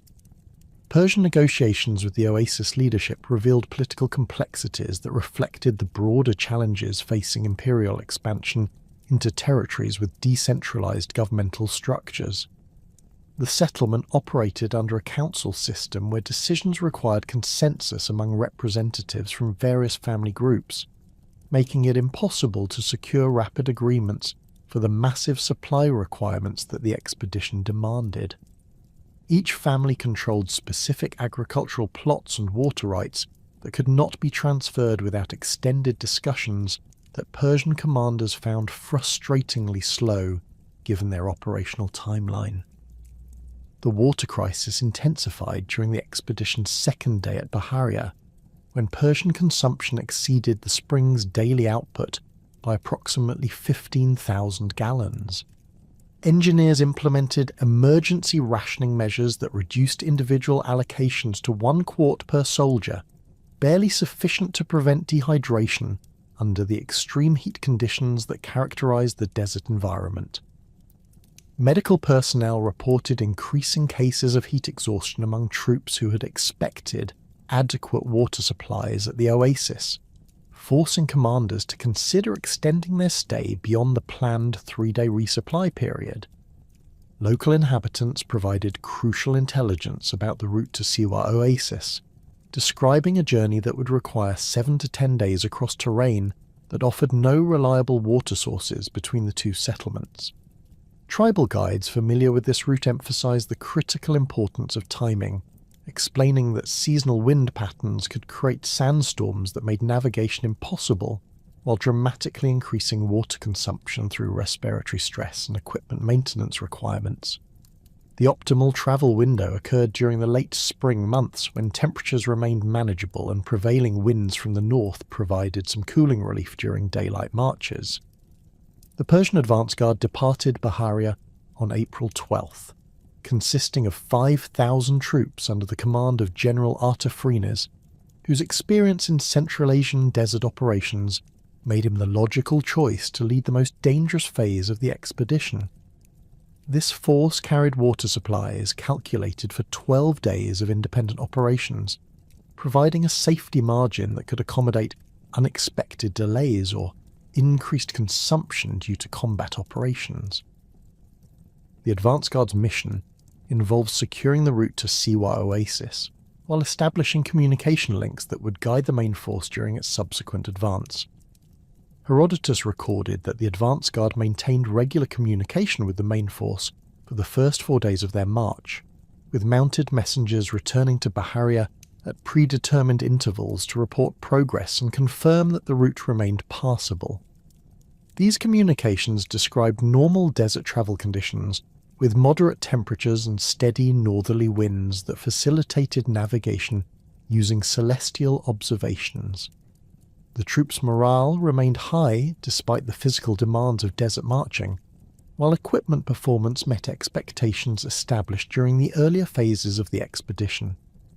The last confirmed message from the advance guard reached Baharia on April 16th, reporting their position as approximately halfway to Siwa Oasis near a distinctive rock formation that local guides had identified as a crucial navigation landmark. This communication indicated that the force was maintaining its planned schedule while encountering no significant obstacles or hostile activity from local populations. Water consumption remained within acceptable parameters, and the troops showed no signs of the heat-related illnesses that had affected some units during the march from Memphis. The meteorological conditions that would prove catastrophic for the Persian expedition began developing during the night of April 16th. 17, when atmospheric pressure changes indicated the approach of a massive weather system from the southwest. Desert meteorology in the western desert involves complex interactions between seasonal temperature variations, pressure differentials created by the Mediterranean Sea's proximity, and the vast thermal mass of the Saharan interior that can generate extreme weather phenomena with little advance warning. Sandstorms in this region typically result from temperature differentials that create powerful convection currents capable of lifting enormous quantities of sand and dust to altitudes exceeding 10,000 feet. These storms can extend across hundreds of square miles while maintaining wind velocities that surpass 60 miles per hour, creating conditions that reduce visibility to zero while generating static electricity that affects both humans and animals. The abrasive particles carried by these winds can strip exposed skin and damage equipment, while the fine dust penetrates clothing and breathing apparatus to cause severe respiratory distress. The storm that engulfed the Persian advance guard on April 17th represented an extreme example of western desert meteorological phenomena, with wind velocities estimated at over 80 miles per hour and sand concentrations that created a wall of moving debris extending from ground level to heights that obscured the sun completely. Local Bedouin guides later described this storm as unprecedented in their collective memory, comparing its intensity to supernatural forces that their traditional beliefs associated with divine displeasure at foreign intrusion into sacred territories. The physical effects of such extreme sandstorms on military formations would have been devastating regardless of the troops' preparation and equipment. The initial wind assault would have scattered individual soldiers and disrupted unit cohesion within minutes, while the sand-laden air would have made breathing extremely difficult, even for troops who managed to cover their faces with cloth protection. The static electricity generated by billions of sand particles would have created continuous lightning-like discharges that could panic horses and camels while interfering with metal equipment, including weapons and armour. Persian military doctrine emphasised maintaining unit integrity during adverse weather conditions, but the extreme nature of this sandstorm would have made conventional defensive measures inadequate. Standard procedures called for troops to form defensive circles with shields interlocked to provide mutual protection, but winds exceeding 80 miles per hour would have made it impossible to maintain such formations.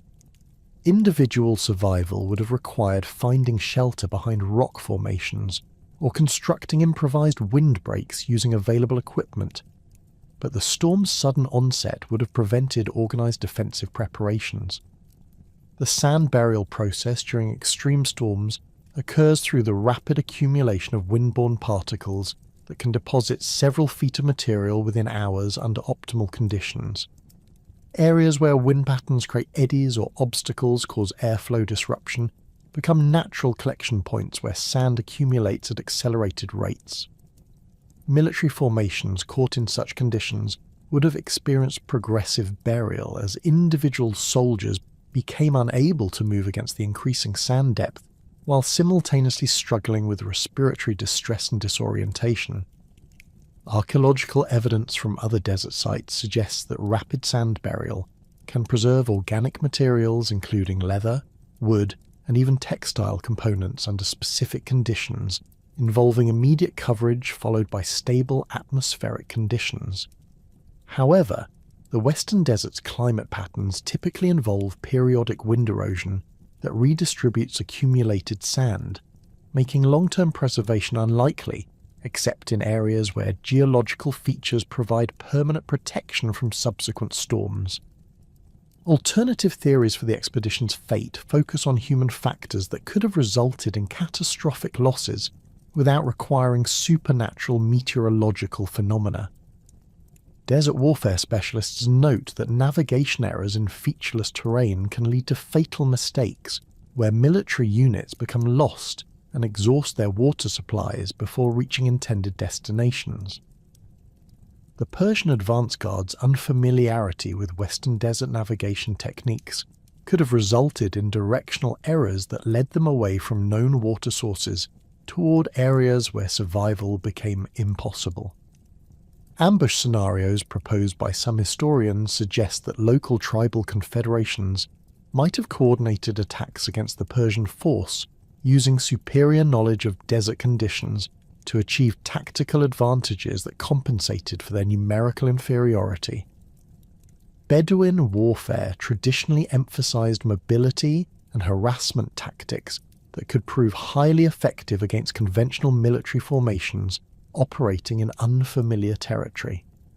A coordinated tribal assault during a sandstorm could have achieved complete surprise while preventing effective Persian resistance or organized withdrawal. The logistics of desert warfare create vulnerabilities that skilled opponents could exploit through attacks on supply lines or water sources that would force enemy troops to choose between immediate tactical defeat and slower death through dehydration. Tribal forces familiar with seasonal water source availability could have poisoned or blocked access to springs that Persian forces needed for survival, creating conditions where military defeat became inevitable regardless of tactical skill or numerical superiority. Strategic retreat scenarios involve the possibility that Persian commanders recognized their operational situation had become untenable and attempted to withdraw toward Bahariya Oasis or alternative destinations, but encountered navigation difficulties or supply shortages that prevented successful completion of the withdrawal. Desert retreat operations require precise coordination and adequate supplies that may not have been available if the original mission parameters had been compromised by unexpected conditions or enemy action. The timeline reconstruction based on available evidence suggests that catastrophic events affecting the Persian advance guard occurred between April 17th, 524 BC, when the expected communication schedule was disrupted and subsequent messenger attempts failed to establish contact with the missing force. Persian commanders at Bahariya initially attributed communication failures to equipment problems or temporary delays caused by difficult terrain, but the continued absence of any contact after April 20th indicated that serious problems had developed.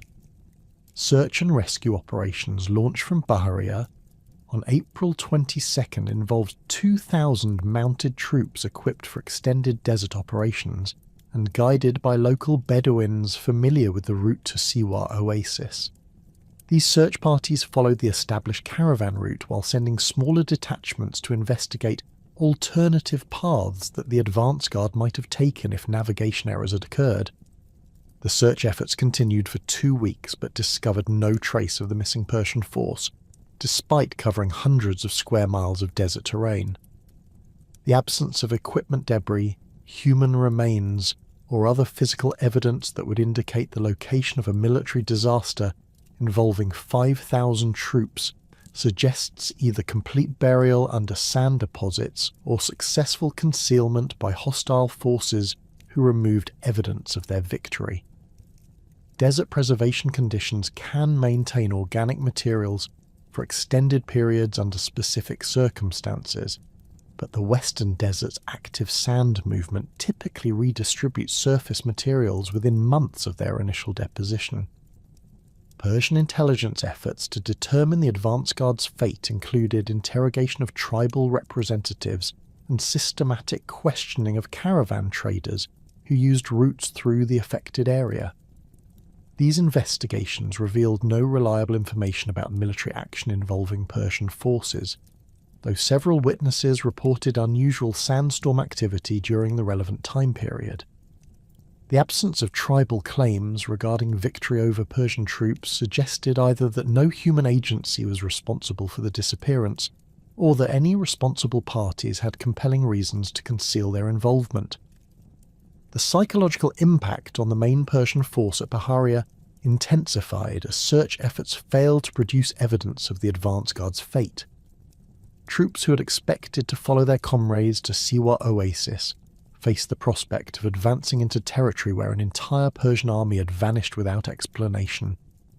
Unit morale declined significantly as rumours spread regarding supernatural causes or overwhelming enemy forces that could destroy Imperial troops without leaving evidence of battle. Cambyses faced a strategic decision that would determine both the expedition's future and his own reputation as a military commander. The loss of 5,000 elite troops represented a serious blow to Persian prestige that required either decisive action to achieve the original objectives or strategic withdrawal that would minimize further losses while preserving imperial credibility. The king's response to this crisis would influence Persian military doctrine for subsequent desert operations, while affecting political stability throughout the empire's western provinces. The catastrophic loss of Cambyses' advance guard in the Western Desert created a historical puzzle that would challenge ancient chroniclers and modern scholars alike, largely due to the fragmentary and often contradictory nature of the source material that survived from antiquity. The primary account of these events comes from Herodotus of Halicarnassus, whose histories provides the most detailed narrative of the expedition's fate, though his methodology and sources raise significant questions about the reliability of his reconstruction of events that occurred decades before his own investigations began. Herodotus composed his account of the lost army approximately 70 years after the events themselves, during the 440 SBC, when he travelled extensively throughout the Persian Empire, gathering information from Egyptian priests, Persian officials, and local populations who claimed knowledge of the expedition's fate. His investigative approach combined direct interviews with surviving witnesses, examination of written records where available, and systematic collection of oral traditions that had preserved memories of the Persian military disaster. However, the temporal gap between the events and his research created inevitable distortions as memories faded and stories evolved through repeated telling. The Greek historian's methodology reflected the intellectual standards of his era, while revealing certain limitations that affected his ability to reconstruct complex military and political events accurately. Herodotus relied heavily on oral testimony from individuals whose motivations and reliability he could not always verify, particularly when dealing with politically sensitive topics that might encourage witnesses to provide self-serving accounts. His linguistic capabilities, while impressive for his time, required him to work through interpreters when interviewing Persian officials or Egyptian priests whose languages he could not speak fluently, creating opportunities for misunderstanding or deliberate misrepresentation. Herodotus demonstrated particular interest in supernatural explanations for historical events, reflecting Greek religious and philosophical traditions that emphasized divine intervention in human affairs. His account of the Persian army's disappearance includes references to divine displeasure at Cambyses' alleged sacrilege against Egyptian religious traditions, suggesting that the historian viewed the military disaster as punishment for impious behavior rather than the result of natural causes or human agency. This interpretive framework influenced his selection and presentation of evidence in ways that may have obscured more mundane explanations for the expedition's fate. The sources available to Herodotus included Egyptian priestly records that contained administrative information about Persian military activities in Egypt, though the extent and accuracy of these documents remains unclear from his descriptions. Egyptian temples maintained extensive archives that recorded tribute payments, troop movements, and significant political events, but their survival and accessibility during Herodotus's investigations would have depended on factors including political conditions, priestly cooperation, and the physical preservation of papyrus documents in Egypt's climate. The historian's references to these records suggest they provided valuable chronological information, while containing limited details about military operations beyond Egyptian territory. Persian administrative records that might have documented the expedition's planning and execution appear to have been unavailable to Herodotus, either because they were not preserved, remained classified for political reasons, or were inaccessible due to linguistic or geographical barriers. The Achaemenid Empire maintained sophisticated bureaucratic systems that recorded military expenditures, troop assignments, and operational planning, but these archives were concentrated in royal capitals, including Persepolis and Susa, where Greek investigators could not easily access them. The absence of official Persian documentation in Herodotus's account represents a significant gap that limits our understanding of the expedition's actual objectives and organizational details. Contemporary Persian silence regarding the expedition's fate creates one of the most intriguing aspects of the historical record, as imperial propaganda typically emphasized military victories while minimizing or reinterpreting defeats to maintain royal prestige. The complete absence of Achaemenid references to the Western expedition suggests either that the disaster was so complete that it could not be reinterpreted positively, or that political considerations made it advisable to suppress all mention of the events, rather than risk drawing attention to imperial military failures. This pattern of official silence extended beyond the immediate aftermath to encompass subsequent Persian historical traditions that ignored the expedition entirely. The administrative vacuum created by the expedition's disappearance would have required immediate Persian attention to maintain imperial control in Egypt and prevent rebellious movements from exploiting apparent military weakness. However, surviving Persian records from this period focus on routine administrative matters without acknowledging the massive military disaster that had occurred in the Western territories.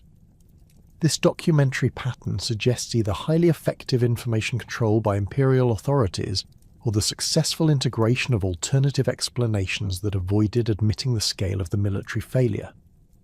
Egyptian priestly records examined by later classical authors provide fragmentary references to Persian military activities that may relate to the Western expedition, though their interpretation remains problematic due to the religious and political context that influenced their composition.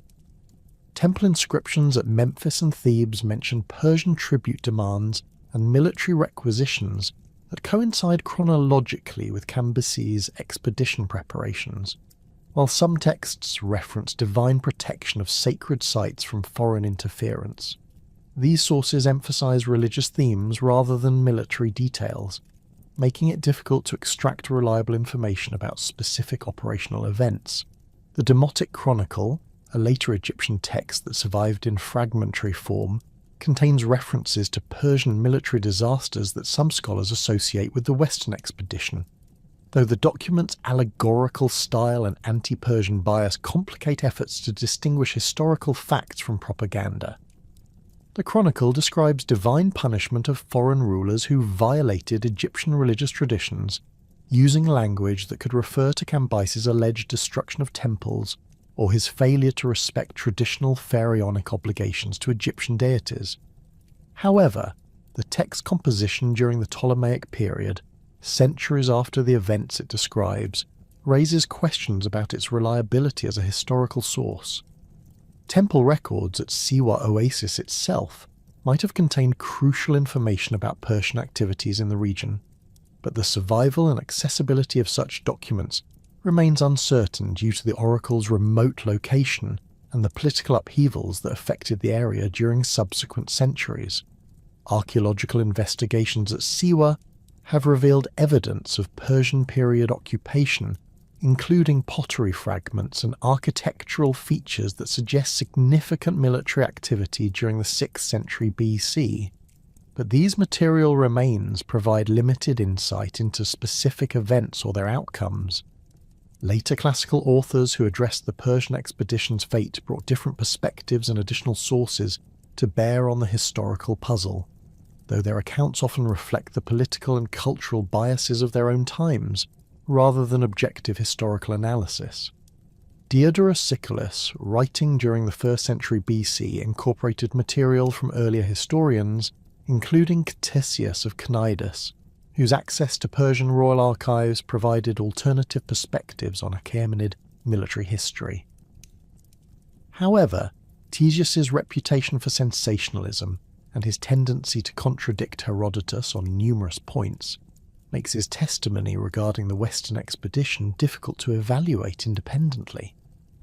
Diodorus's account emphasizes the logistical challenges facing Persian forces in desert environments, describing equipment failures and supply shortages that could have contributed to the expedition's failure even without supernatural intervention or enemy action. His technical knowledge of military operations, derived from his study of Hellenistic warfare, enabled him to identify practical problems that earlier historians might have overlooked in favour of more dramatic explanations. The Roman-era historians' analysis suggests that Persian overconfidence in their logistical capabilities led to inadequate preparation for the extreme conditions encountered in the Western Desert. Strabo's geographical writings provide valuable context for understanding the environmental challenges that would have faced Persian forces operating in the Western Desert, though his account of the expedition itself relies heavily on earlier sources rather than independent investigation.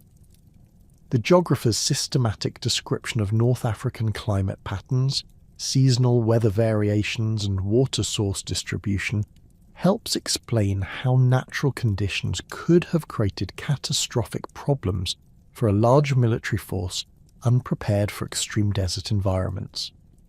His technical expertise in geography and meteorology lends credibility to explanations that emphasize environmental factors over human agency or supernatural intervention. Strabo's analysis of desert navigation techniques used by contemporary Bedouin tribes reveals the sophisticated knowledge required for successful travel in the Western Desert, highlighting the disadvantages facing Persian forces who lacked such expertise. His descriptions of seasonal wind patterns, sandstorm frequency, and the subtle terrain features used for navigation demonstrate the complexity of desert survival skills that could not be acquired quickly by troops trained in different environments.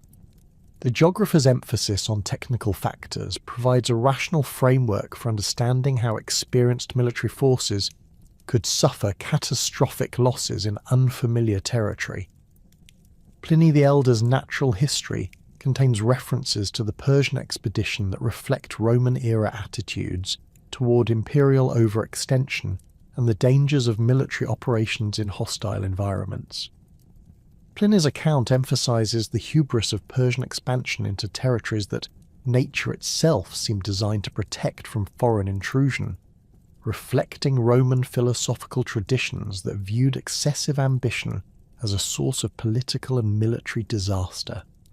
His interpretation of events focuses on moral lessons rather than historical analysis, but his access to earlier sources that are no longer extant makes his testimony valuable despite its didactic purpose.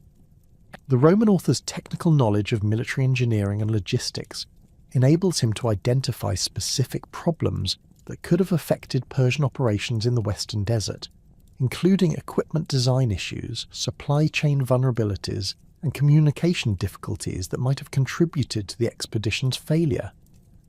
Pliny's analysis suggests that Persian military doctrine, while highly effective in conventional warfare, proved inadequate for the unique challenges posed by desert operations against dispersed tribal opponents who could exploit environmental advantages.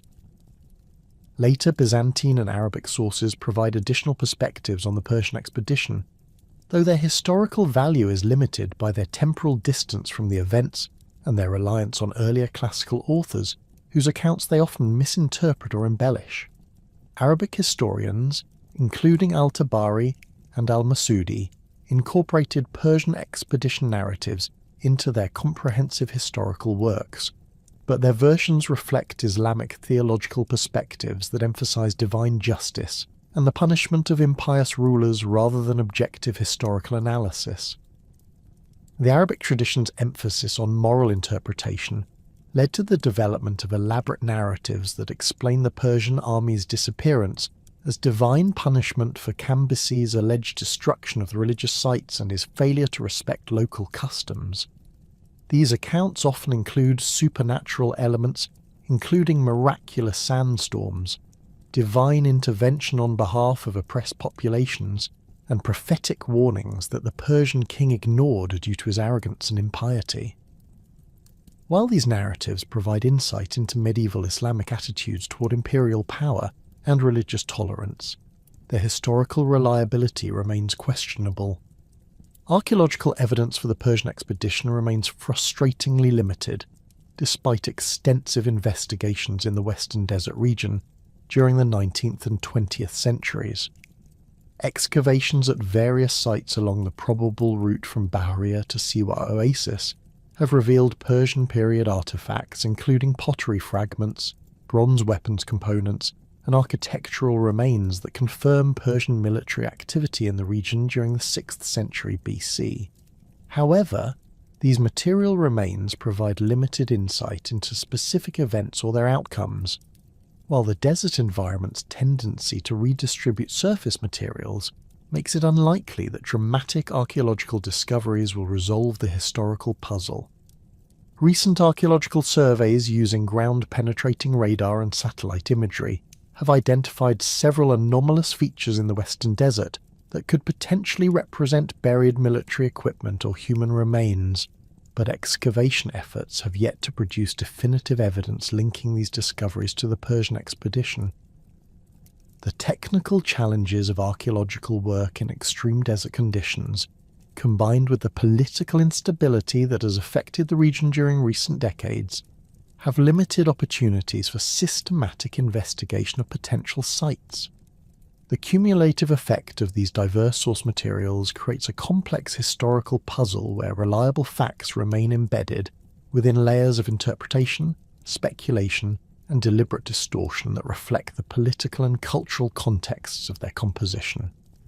Modern historians attempting to reconstruct the Persian expedition's fate must navigate between the supernatural explanations favoured by ancient authors, the propaganda considerations that influenced official records, and the practical limitations that affected ancient investigators' ability to gather accurate information about events in remote desert regions. The fragmentary nature of ancient sources describing Cambyses' lost army created an irresistible challenge for European archaeologists of the early 20th century, who approached the mystery with the systematic methodologies and technological advantages that characterized the emerging discipline of scientific archaeology. The first organized expeditions to locate physical evidence of the Persian disaster began in 1908, when German archaeologist Heinrich Schäfer led a team of 12 specialists into the Western Desert, equipped with surveying instruments, photographic equipment, and mapping tools that enabled comprehensive documentation of potential archaeological sites across hundreds of square miles of previously unexplored terrain. Schäfer's expedition represented a significant departure from the treasure-hunting approaches that had characterized earlier archaeological work in Egypt, emphasizing systematic surface surveys and careful documentation of artifact distributions rather than dramatic excavations seeking spectacular discoveries. His team established a base camp at Baharia Oasis and conducted methodical reconnaissance operations that covered the probable road between Baharia and Siwa, using compass bearings and triangulation techniques to create accurate maps of terrain features that could have influenced ancient military movements.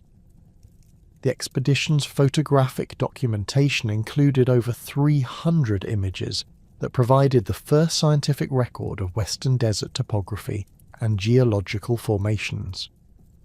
The German team's most significant discovery occurred approximately 40 miles southwest of Baharia, where surface surveys revealed a concentration of pottery sherds and bronze fragments scattered across an area measuring roughly 200 meters in diameter. The artifacts included pieces of ceramic water vessels that matched descriptions of Persian military equipment from contemporary sources, along with corroded bronze objects that appeared to be components of weapons or armor. Schäfer's preliminary analysis suggested that these materials represented the remains of a substantial military camp, though the scattered distribution pattern indicated significant disturbance by wind erosion and sand movement over the intervening centuries. The pottery analysis conducted by ceramic specialist Dr. Wilhelm Müller revealed manufacturing techniques and decorative motifs that corresponded to Persian imperial workshops of the 6th century BC, providing the first potential physical evidence linking archaeological discoveries to Cambyses' expedition. The ceramic fragments included portions of large storage jars designed for water transport, smaller vessels used for food preparation, and distinctive Persian-style cups that served as personal drinking containers for military personnel. The standardized production methods evident in these artifacts suggested military rather than civilian origins, supporting theories that connected the site to organized Persian military activities. Bronze artifact analysis presented greater challenges due to the severe corrosion that affected metal objects exposed to desert conditions for over 2 millennia. The fragments recovered by Schäfer's team included pieces that appeared to be spear points, armor scales, and decorative elements from military equipment, but their deteriorated condition made definitive identification extremely difficult. Chemical analysis of the bronze composition revealed trace elements consistent with Persian metallurgical practices, though similar techniques were employed throughout the ancient Near East, limiting the diagnostic value of compositional data alone. The spatial distribution of artifacts at the German site suggested rapid abandonment rather than organized withdrawal, with personal equipment scattered in patterns that indicated sudden disruption of normal military camp organization. Cooking vessels remained in proximity to fire-blackened areas that marked hearth locations, while weapons components were distributed randomly across the site, rather than concentrated in armory areas where they would be expected if the camp had been evacuated in an orderly fashion. This distribution pattern supported theories that attributed the Persian army's disappearance to sudden catastrophic events Rather than gradual attrition or strategic withdrawal, French archaeologist Jean-Baptiste Marchand launched competing investigations in 1912, focusing on areas closer to Siwa Oasis, where he theorized that Persian forces might have established forward positions before their final advance toward the Oracle Sanctuary. Marchand's team employed different methodological approaches that emphasized excavation of promising surface features rather than extensive survey work, believing that concentrated digging efforts would prove more effective than the dispersed reconnaissance techniques favoured by German researchers. His expedition included specialists in ancient languages who could analyse any textual materials that might be discovered, along with geologists whose expertise could help interpret site formation processes. The French excavations at a location approximately 20 miles northeast of Siwa revealed structural remains that included stone foundations and post holes arranged in patterns suggesting temporary military construction. These features appear to represent a fortified camp designed for short-term occupation by a substantial military force, with defensive arrangements that reflected Persian engineering practices documented at other imperial military sites throughout the ancient Near East. The camp's layout included areas designated for command functions, troop barracks, equipment storage, and animal pens that could accommodate the cavalry and pack animals essential for desert operations. Marchand's team discovered significant quantities of animal bones within the camp area, including remains of horses, camels, and cattle that provided evidence of the diverse livestock that accompanied Persian military expeditions. Veterinary analysis of these bones revealed evidence of malnutrition and disease that suggested the animals had suffered from inadequate food and water supplies during the final phases of their use. Several horse skeletons showed signs of violent death that could indicate combat action or emergency slaughter for food, while camel remains displayed pathological conditions associated with extreme dehydration and overwork. The animal bone assemblage included species that were not native to the Western Desert region, confirming that the site's occupants had transported livestock from distant territories rather than acquiring animals locally. Persian military doctrine emphasized the use of specialized breeds for different operational requirements, including median horses trained for cavalry operations, Bactrian camels capable of carrying heavy loads across desert terrain, and cattle that provided both transportation and emergency food supplies during extended campaigns. The presence of these diverse species at the Siwa site supported theories connecting the archaeological remains to major imperial military operations rather than local tribal activities. Artifact recovery at the French site included numerous iron tools and weapons that had survived desert conditions better than bronze objects found at other locations. These implements included spear points, sword fragments, and specialized tools used for equipment maintenance and camp construction, all displaying manufacturing characteristics consistent with Persian imperial workshops. The iron artifacts showed evidence of deliberate destruction that suggested either combat damage or intentional equipment disposal during emergency situations when rapid movement became necessary for survival. British expeditions led by Sir Aurel Stein during the 1920s introduced aerial reconnaissance techniques that revolutionized archaeological survey capabilities in the Western Desert region. Stein's team employed Royal Air Force aircraft to conduct systematic photographic surveys that covered thousands of square miles of terrain, identifying surface features and artifact distributions that would have required years to locate using ground-based methods. The aerial photographs revealed numerous sites with geometric patterns that suggested human construction, including several locations where rectangular arrangements of stones mark the foundations of substantial structures. The aerial survey program identified over 40 potential archaeological sites distributed along the probable route of Persian military operations, ranging from small equipment scatters that might represent temporary camps to larger complexes that could have served as major supply depots or fortified positions. Many of these sites were located in areas that ground surveys had not yet reached, demonstrating the efficiency of aerial reconnaissance for initial site identification in vast desert regions where traditional archaeological methods proved time-consuming and expensive. Stein's ground investigations of selected aerial survey targets produced mixed results, with some sites yielding significant artifact assemblages, while others contained only scattered debris of uncertain origin. The most productive excavations occurred at a location approximately 60 miles southwest of Baharia, where aerial photography had revealed a complex of rectangular structures arranged around a central courtyard area. Ground excavation confirmed that these remains represented a substantial military installation that included barracks facilities, storage areas, workshops, and defensive positions designed to protect against assault from multiple directions.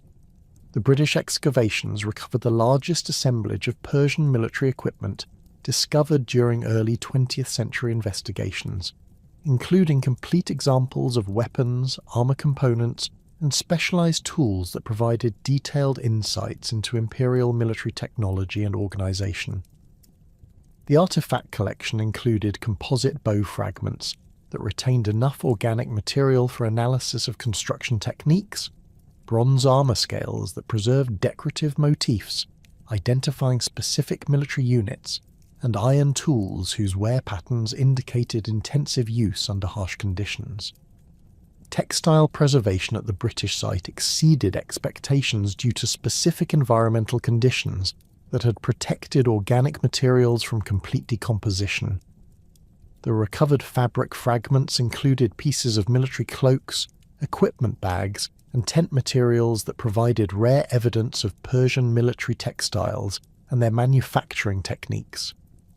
Chemical analysis of dye residues revealed the use of expensive imported colorants that confirm the high status of the site's occupants, while weaving patterns matched examples from Persian imperial workshops documented at other archaeological sites throughout the empire.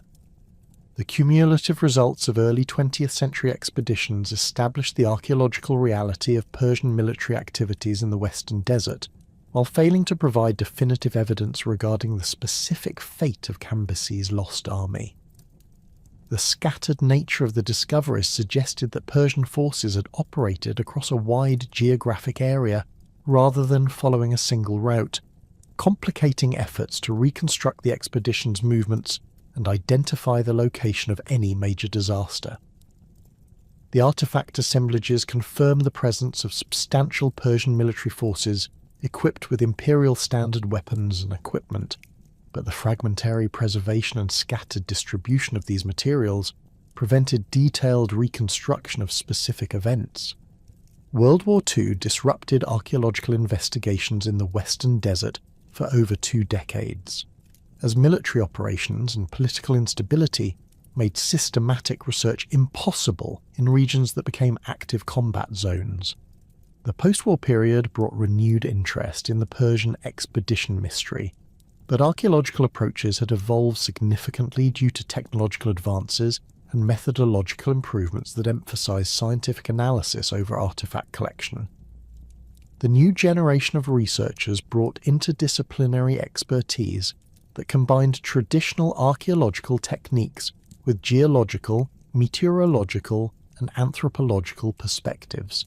The revolutionary discovery that captured international attention occurred in 2009, when Italian twin brothers Angelo and Alfredo Castiglione identified a major archaeological site during their systematic survey of Western Desert regions that had received limited previous investigation. The Castiglione brothers, experienced desert explorers who had spent decades documenting archaeological sites throughout North Africa, employed GPS navigation and satellite imagery to target areas with high potential for ancient human activity based on topographical features and proximity to known water sources. The Italian team's discovery site, located approximately 65 kilometers southwest of the Dakhla oasis, contained an extraordinary concentration of artifacts that surpassed previous finds in both quantity and preservation quality. As just surface surveys revealed thousands of pottery sherds, bronze weapons components, and human skeletal remains distributed across an area exceeding 1 square kilometre, suggesting a major military disaster that had resulted in massive casualties and equipment losses. The artifact density and spatial distribution patterns indicated rapid site formation rather than gradual accumulation, supporting theories that attributed the assemblage to a single catastrophic event. The pottery assemblage recovered by the Castiglione expedition included numerous complete or reconstructible vessels that displayed manufacturing characteristics consistent with Persian imperial workshops of the 6th century BC. The ceramic collection encompassed water storage jars, cooking pots, serving dishes, and personal drinking cups that reflected the diverse equipment requirements of a large military force operating in desert conditions. Decorative motifs on several vessels matched examples from Persian sites throughout the empire, while the standardized production techniques evident in the assemblage suggested centralized manufacturing and distribution systems characteristic of imperial military supply operations. Bronze weapon fragments at the Italian site included spear points, sword components, and arrowheads that displayed manufacturing techniques and decorative elements consistent with Persian military equipment documented at other archaeological sites. The weapon showed evidence of use wear that indicated extensive combat experience, while several pieces displayed damage patterns suggesting violent destruction during battle conditions. Chemical analysis of the bronze composition revealed trace elements that matched Persian metallurgical signatures, though the widespread distribution of similar alloy compositions throughout the ancient Near East limited the diagnostic value of compositional data. Human skeletal remains at the Castiglione site provided the most dramatic evidence of military disaster, with over 200 individuals identified through preliminary surveys that covered only a fraction of the total site area. The skeletal assemblage included remains of adult males whose age profiles and physical characteristics matched expectations for military personnel, along with evidence of traumatic injuries that suggested violent deaths during combat or other catastrophic events. Preservation conditions varied significantly across the site, with some remains showing excellent preservation of bone structure, while others had been reduced to fragmentary traces by environmental factors. Osteological analysis of the human remains revealed demographic patterns consistent with military rather than civilian populations, with age distributions heavily weighted towards young adults and an absence of children or elderly individuals who would be expected in normal settlement contexts. Several skeletons displayed evidence of healed injuries that indicated previous combat experience, while the overall physical robusticity of the remains suggested individuals accustomed to strenuous physical activity. Dental analysis revealed dietary patterns that included foods not native to the local region, supporting theories that the site's occupants had originated in distant territories. Trauma analysis of the skeletal remains identified numerous examples of violent injuries that could have resulted from combat action, though the specific causes of death remain difficult to determine due to preservation issues and the complex taphonomic processes that had affected the site over more than 2 millennia. Several skulls displayed evidence of blunt force trauma that could indicate weapon impacts, while other remains showed signs of sharp force injuries consistent with sword or spear wounds. The trauma pattern suggested both organized combat and individual violence, though distinguishing between battle injuries and post-mortem damage proved challenging given the site's exposure to environmental forces. The spatial distribution of human remains across the Castiglione site revealed clustering patterns that suggested organized military formations at the time of death, with groups of skeletons arranged in linear patterns that could represent battle lines or defensive positions. These arrangements differed from the random distributions that would be expected, if the remains represented gradual accumulation over extended periods, supporting theories that attributed the site to a single catastrophic event that had overwhelmed organised military resistance. The preservation of these spatial relationships indicated rapid burial by sand deposits that had protected the site from subsequent disturbance. Artifact association patterns at the Italian site provided additional evidence for military origins, with weapons and equipment found in direct association with human remains in configurations that suggested the individuals had died while fully equipped for combat operations. Personal items, including belt fittings, jewellery and coins, remained with specific skeletal remains, indicating that the site had not been systematically looted following the initial disaster.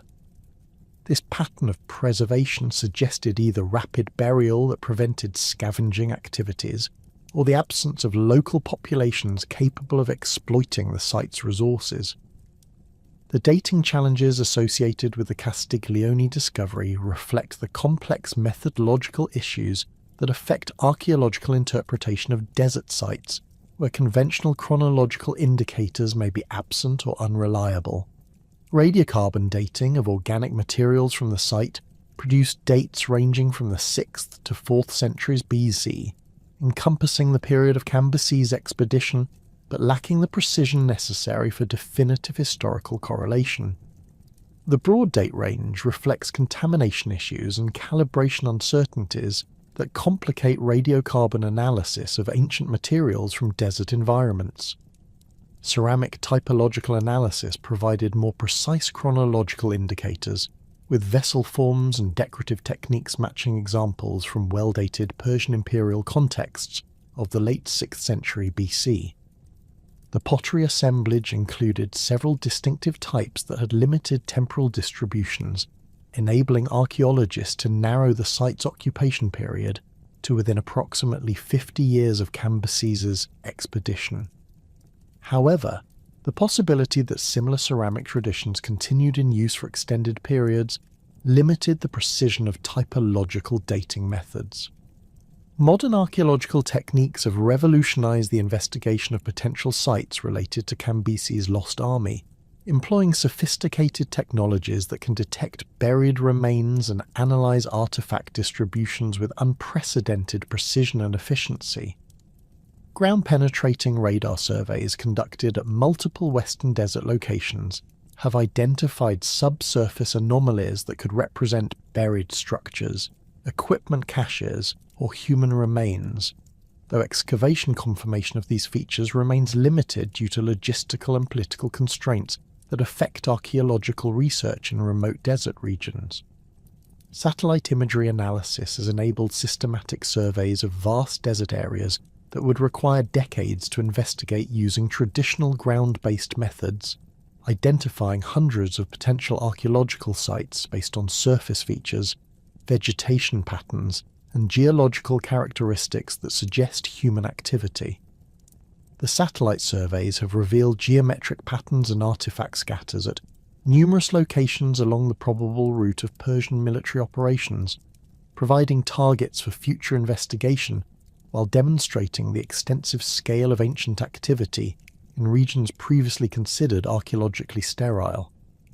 Magnetometry surveys at selected sites have detected buried metal objects that could represent weapons, tools, or other equipment associated with military activities, though the discrimination capabilities of current instruments remain insufficient to identify specific artifact types without excavation confirmation.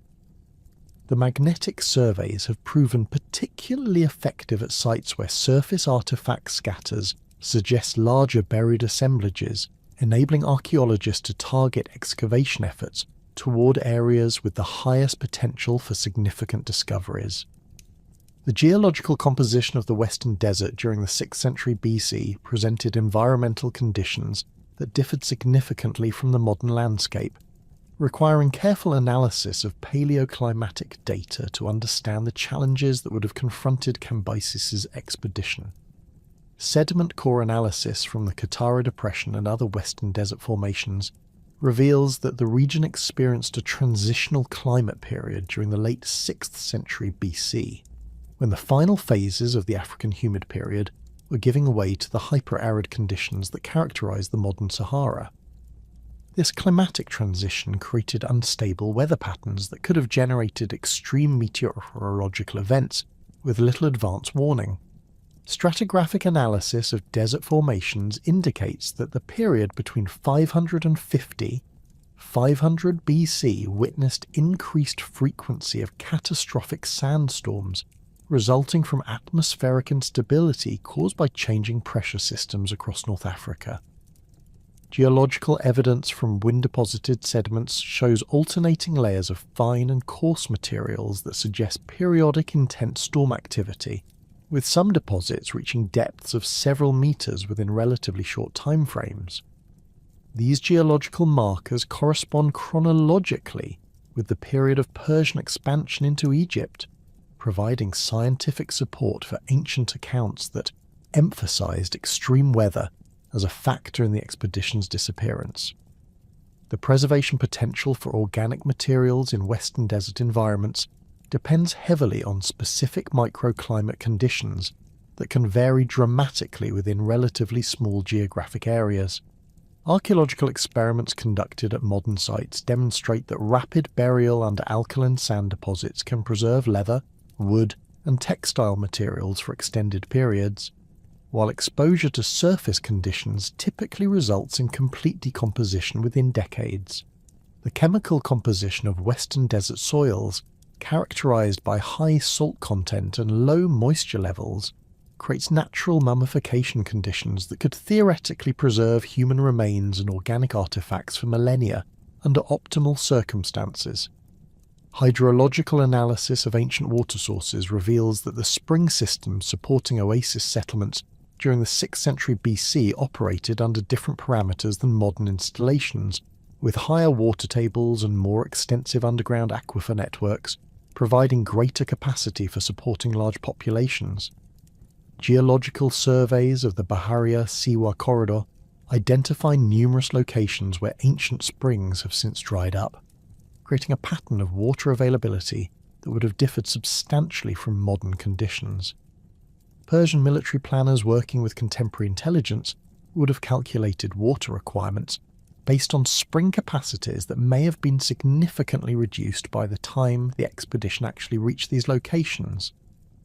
The seasonal variability of water sources in the Western Desert follows complex patterns related to underground aquifer recharge cycles, annual temperature variations, and regional precipitation patterns that can fluctuate dramatically over short periods.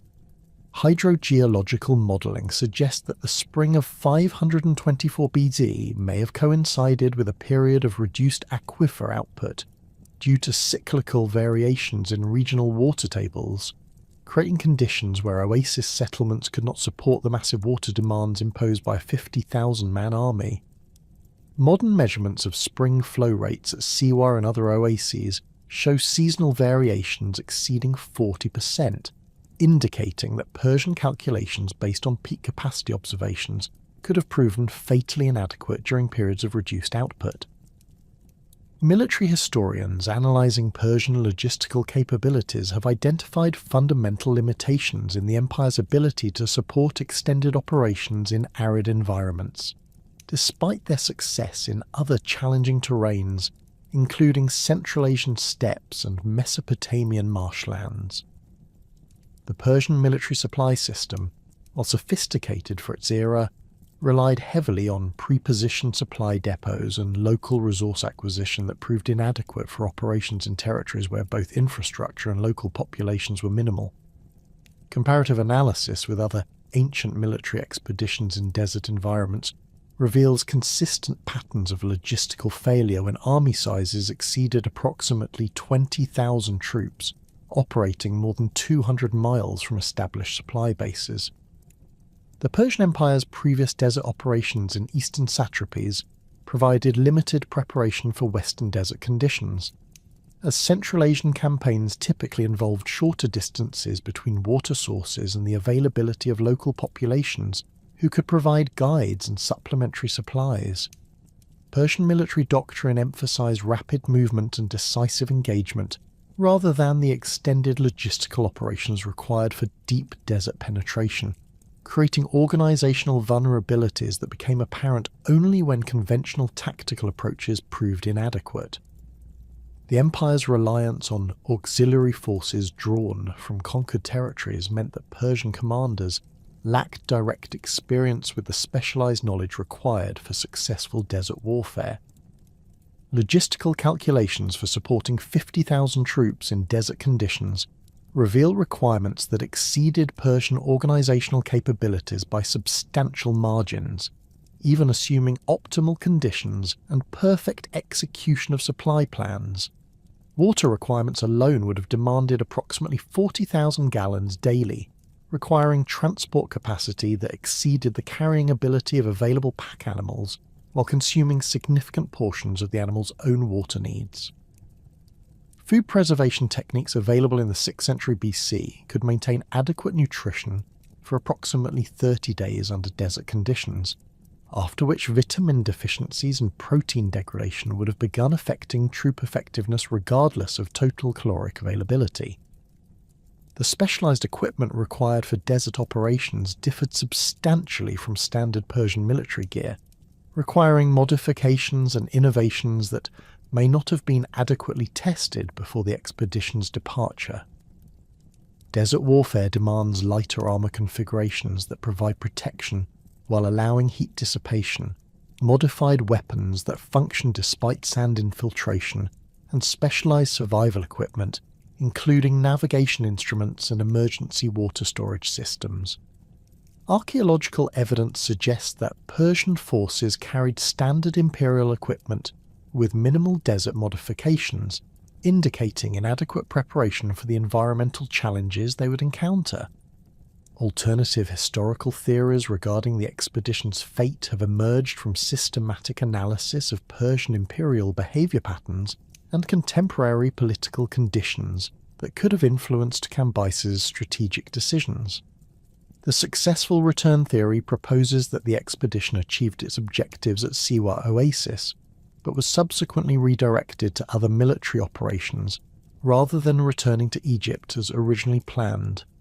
This scenario suggests that Persian forces may have continued westward towards Cyrenaica, or southward into Nubian territories, achieving territorial conquests that were deliberately concealed from historical records to prevent potential rebellions in newly acquired provinces. The cover-up hypothesis draws support from Persian imperial propaganda techniques that consistently emphasized military successes while suppressing information about defeats or strategic failures that could undermine royal authority. Persian administrative records from this period show systematic gaps in documentation regarding Western operations, suggesting deliberate information control rather than accidental record loss. Contemporary Persian inscriptions from Cambyses' reign focus exclusively on Egyptian conquest achievements, while avoiding any mention of subsequent Western expeditions, creating a documentary pattern consistent with official suppression of embarrassing military failures. Political considerations that could have motivated a cover-up include the need to maintain Persian prestige among Egyptian populations who might interpret military disasters as evidence of divine displeasure with foreign rule. Persian control in Egypt remained tenuous during the early years of the 27th dynasty, with several attempted rebellions requiring military suppression and significant resource allocation. News of a major military disaster in the Western Territories could have encouraged additional uprisings, while undermining the religious legitimacy that Cambyses had sought to establish through his adoption of pharaonic titles and Egyptian religious practices. The diversion theory suggests that Persian forces may have been redirected to address urgent military situations elsewhere in the empire, with the Western expedition serving as a strategic reserve that could be deployed rapidly to counter threats in other provinces. Persian military doctrine emphasized flexible response capabilities that allowed major force concentrations to be shifted between theaters based on changing strategic priorities.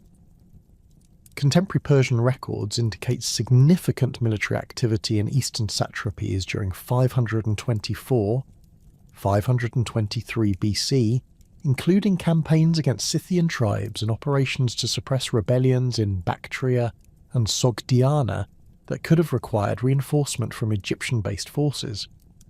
The gradual dissolution theory proposes that the expedition disintegrated through progressive desertion and unit fragmentation, rather than suffering a single catastrophic defeat, with individual soldiers and small groups abandoning the mission and either attempting to return to Egypt independently or seeking integration with local populations.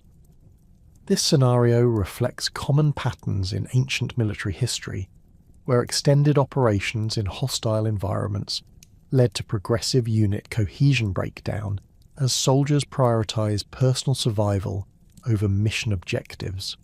Desert conditions that made organized retreat impossible could have forced individual survival decisions that resulted in the army's effective dissolution without requiring enemy action or natural disasters. Desertion patterns in ancient armies typically accelerated when troops perceived that mission objectives had become unattainable, or that continued service threatened their survival more than unauthorized departure. Persian military discipline, while generally effective, relied heavily on unit cohesion and officer authority that could break down under extreme stress conditions. The absence of immediate tactical threats in desert environments could have created conditions where desertion appeared preferable to continued service, particularly among auxiliary forces whose loyalty to Persian imperial objectives remained limited. Historical precedents for armies lost in desert conditions provide instructive parallels that illuminate the range of possible fates that could have befallen Cambyses' expedition. The Roman expedition of Marcus Crassus against the Parthians in 53 BC resulted in catastrophic defeat at Carrhae, where environmental factors including extreme heat and limited water sources contributed to tactical failures that enabled enemy forces to achieve decisive victory despite numerical inferiority. The Roman disaster demonstrates how conventional military advantages can be negated by environmental conditions that favour defenders with superior local knowledge and desert warfare expertise. The Vandal expeditions into the Sahara during the 5th century AD provide examples of how even experienced military forces can suffer catastrophic losses when operating beyond their logistical capabilities in arid environments. Vandal forces that successfully conquered North African coastal regions experienced devastating failures when attempting to extend their control into interior desert territories where their naval-based supply systems proved inadequate. These expeditions typically resulted in complete force loss through combination of environmental attrition, navigation failures, and harassment by local populations who exploited their superior knowledge of desert conditions. Byzantine attempts to reconquer North African territories during the 6th century AD encountered similar challenges when operations extended beyond coastal regions, where naval support could maintain supply lines. The expeditions of Belisarius and his successors achieved remarkable success in conventional warfare against Vandal and Berber forces, but suffered significant losses when pursuing enemies into desert regions where Byzantine tactical advantages became irrelevant. These campaigns demonstrate consistent patterns where technologically superior forces experienced catastrophic failures when environmental factors neutralized their conventional military advantages. The fate of medieval crusader expeditions that attempted to operate in arid regions of the Levant provides additional parallels for understanding how European military forces adapted to desert warfare challenges. The disasters that befell crusader armies at Hattin in 1187 and during the ill-fated expedition of Louis VII during the Second Crusade illustrate how water shortages and extreme heat could render even heavily armoured professional troops ineffective against opponents who understood desert tactical requirements. These precedents suggest that Persian forces, despite their military sophistication, could have suffered similar defeats when facing enemies who exploited environmental advantages effectively. Modern military analysis of desert warfare requirements confirms that successful operations in arid environments demand specialized training, equipment, and tactical doctrines that differ substantially from conventional warfare approaches. Contemporary military forces with access to modern technology, including GPS navigation, mechanized transport, and advanced communication systems, still experience significant challenges when operating in extreme desert conditions. Ancient armies lacking these technological advantages would have faced exponentially greater difficulties that could easily result in catastrophic failures, regardless of their conventional military capabilities. The psychological effects of desert environments on military personnel have been documented extensively in modern conflicts, revealing consistent patterns of stress reactions that can undermine unit effectiveness even when physical survival needs are adequately met. Desert isolation, extreme temperature variations, and the absence of familiar environmental cues create psychological pressures that can lead to panic, depression, and behavioral disorders that compromise military discipline. Ancient armies would have lacked the psychological support systems and medical understanding necessary to address these mental health challenges effectively. Environmental medicine analysis reveals that human physiological adaptation to extreme desert conditions requires gradual acclimatization periods that were not available to Persian forces during their rapid advance towards Siwa Oasis. Heat stress syndromes, including heat exhaustion and heat stroke, can incapacitate even physically fit individuals within hours under extreme conditions, while dehydration effects begin compromising cognitive function and physical performance within the first day of inadequate water intake. Persian troops who had adapted to Egyptian climate conditions would still have faced significant physiological challenges when transitioning to the more extreme conditions of the deep desert. The cumulative effect of environmental stresses, logistical limitations, and tactical disadvantages creates scenarios where military disasters become virtually inevitable regardless of command competence or troop quality. Persian forces operating in the Western Desert would have faced a convergence of challenges that exceeded the adaptive capabilities of any ancient military organization, making catastrophic failure a likely outcome even without invoking supernatural explanations or extraordinary enemy capabilities. The scientific analysis of these factors provides rational explanations for the expedition's disappearance that align with documented patterns of military failure in comparable historical situations. The catastrophic loss of Cambyses' Western expedition sent immediate shockwaves throughout the Persian Empire, creating the first major military disaster of the Achaemenid period and fundamentally altering imperial strategic calculations for subsequent generations.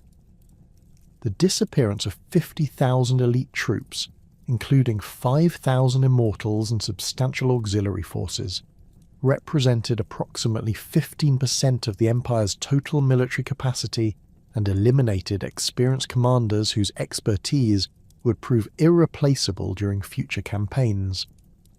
Persian military confidence, built upon 3 decades of uninterrupted conquest under Cyrus the Great and the early successes of Cambyses' Egyptian campaign, suffered its first serious blow as news of the disaster spread through imperial administrative networks.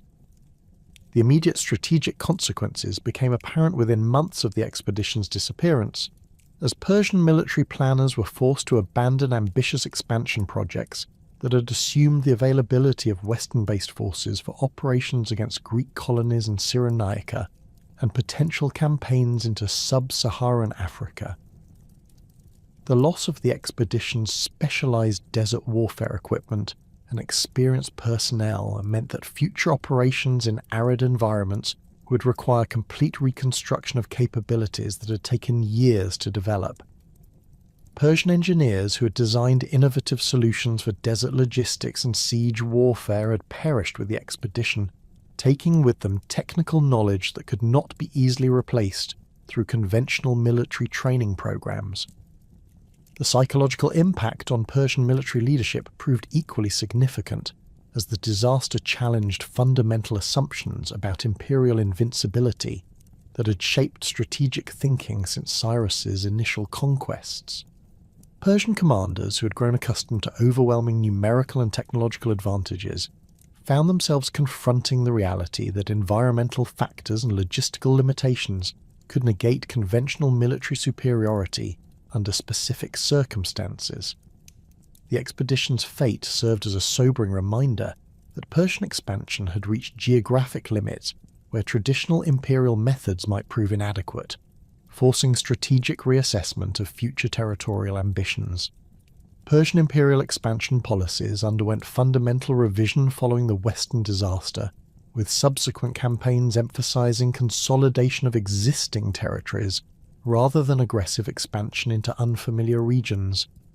Darius I, who succeeded Cambyses in 522 BC, implemented comprehensive military reforms that addressed the logistical and organizational weaknesses revealed by the expedition's failure.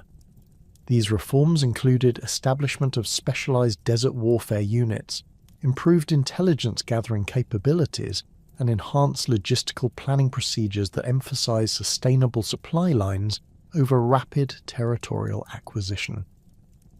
The Persian Empire's subsequent expansion focused primarily on regions where existing infrastructure and population centers could support military operations without requiring the innovative approaches that had proven inadequate in the Western Desert. The administrative implications of the disaster extended beyond military considerations to encompass broader questions about imperial governance and resource allocation that influenced Persian policy throughout the Achaemenid period.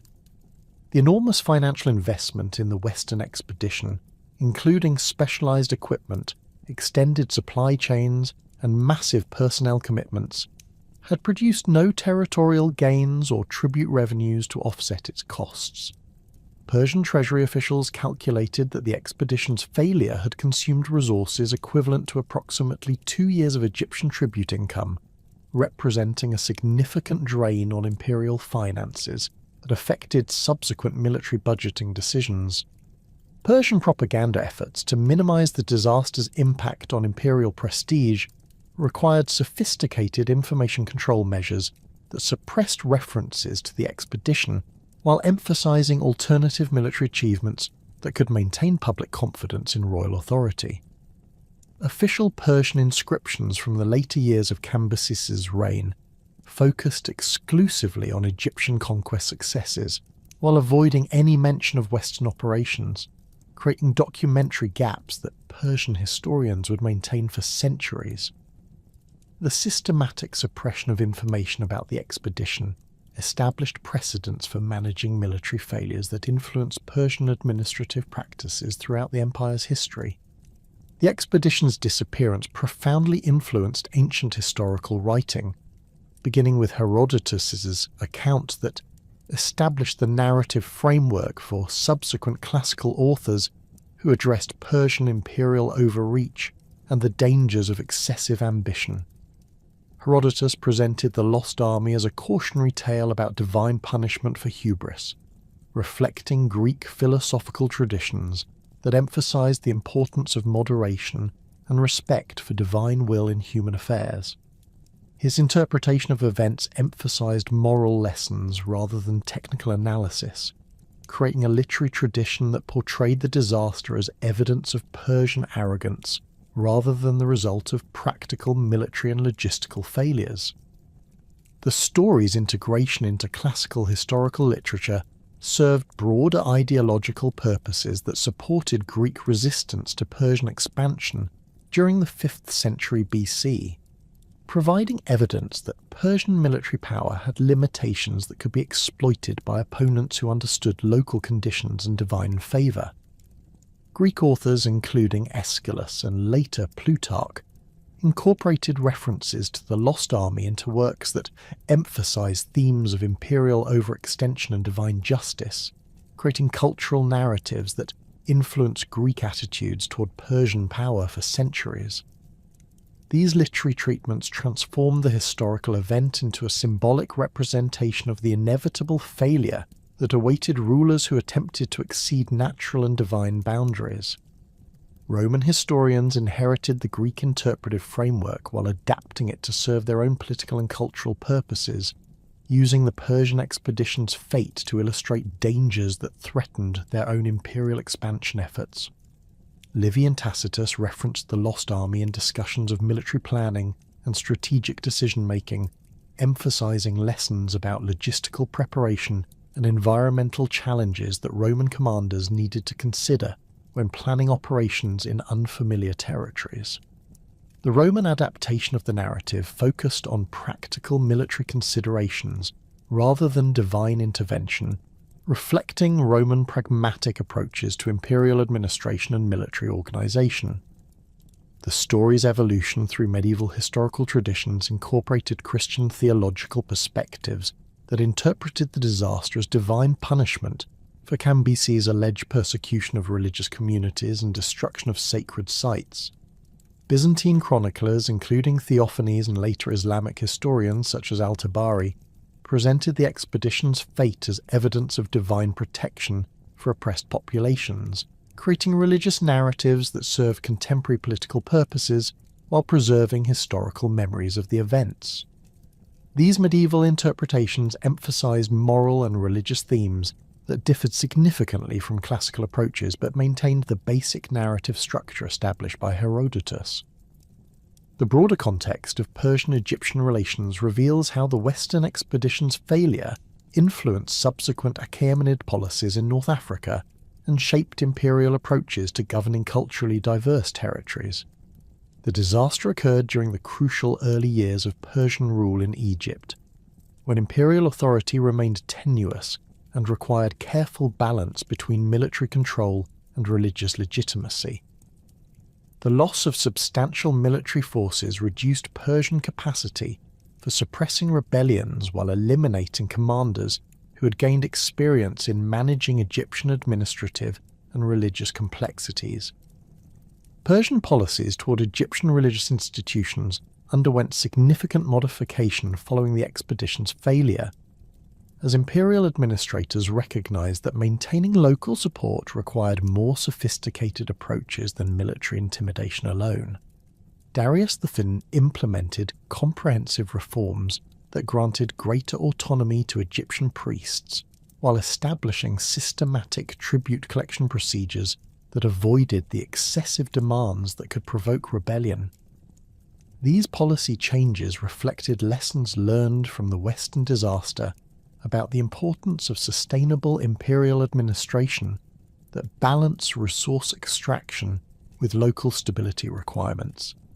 The expedition's impact on Persian North African policies extended beyond Egypt to influence imperial approaches toward Libyan, tribal confederations and Mediterranean coastal settlements that had been targeted for future conquest.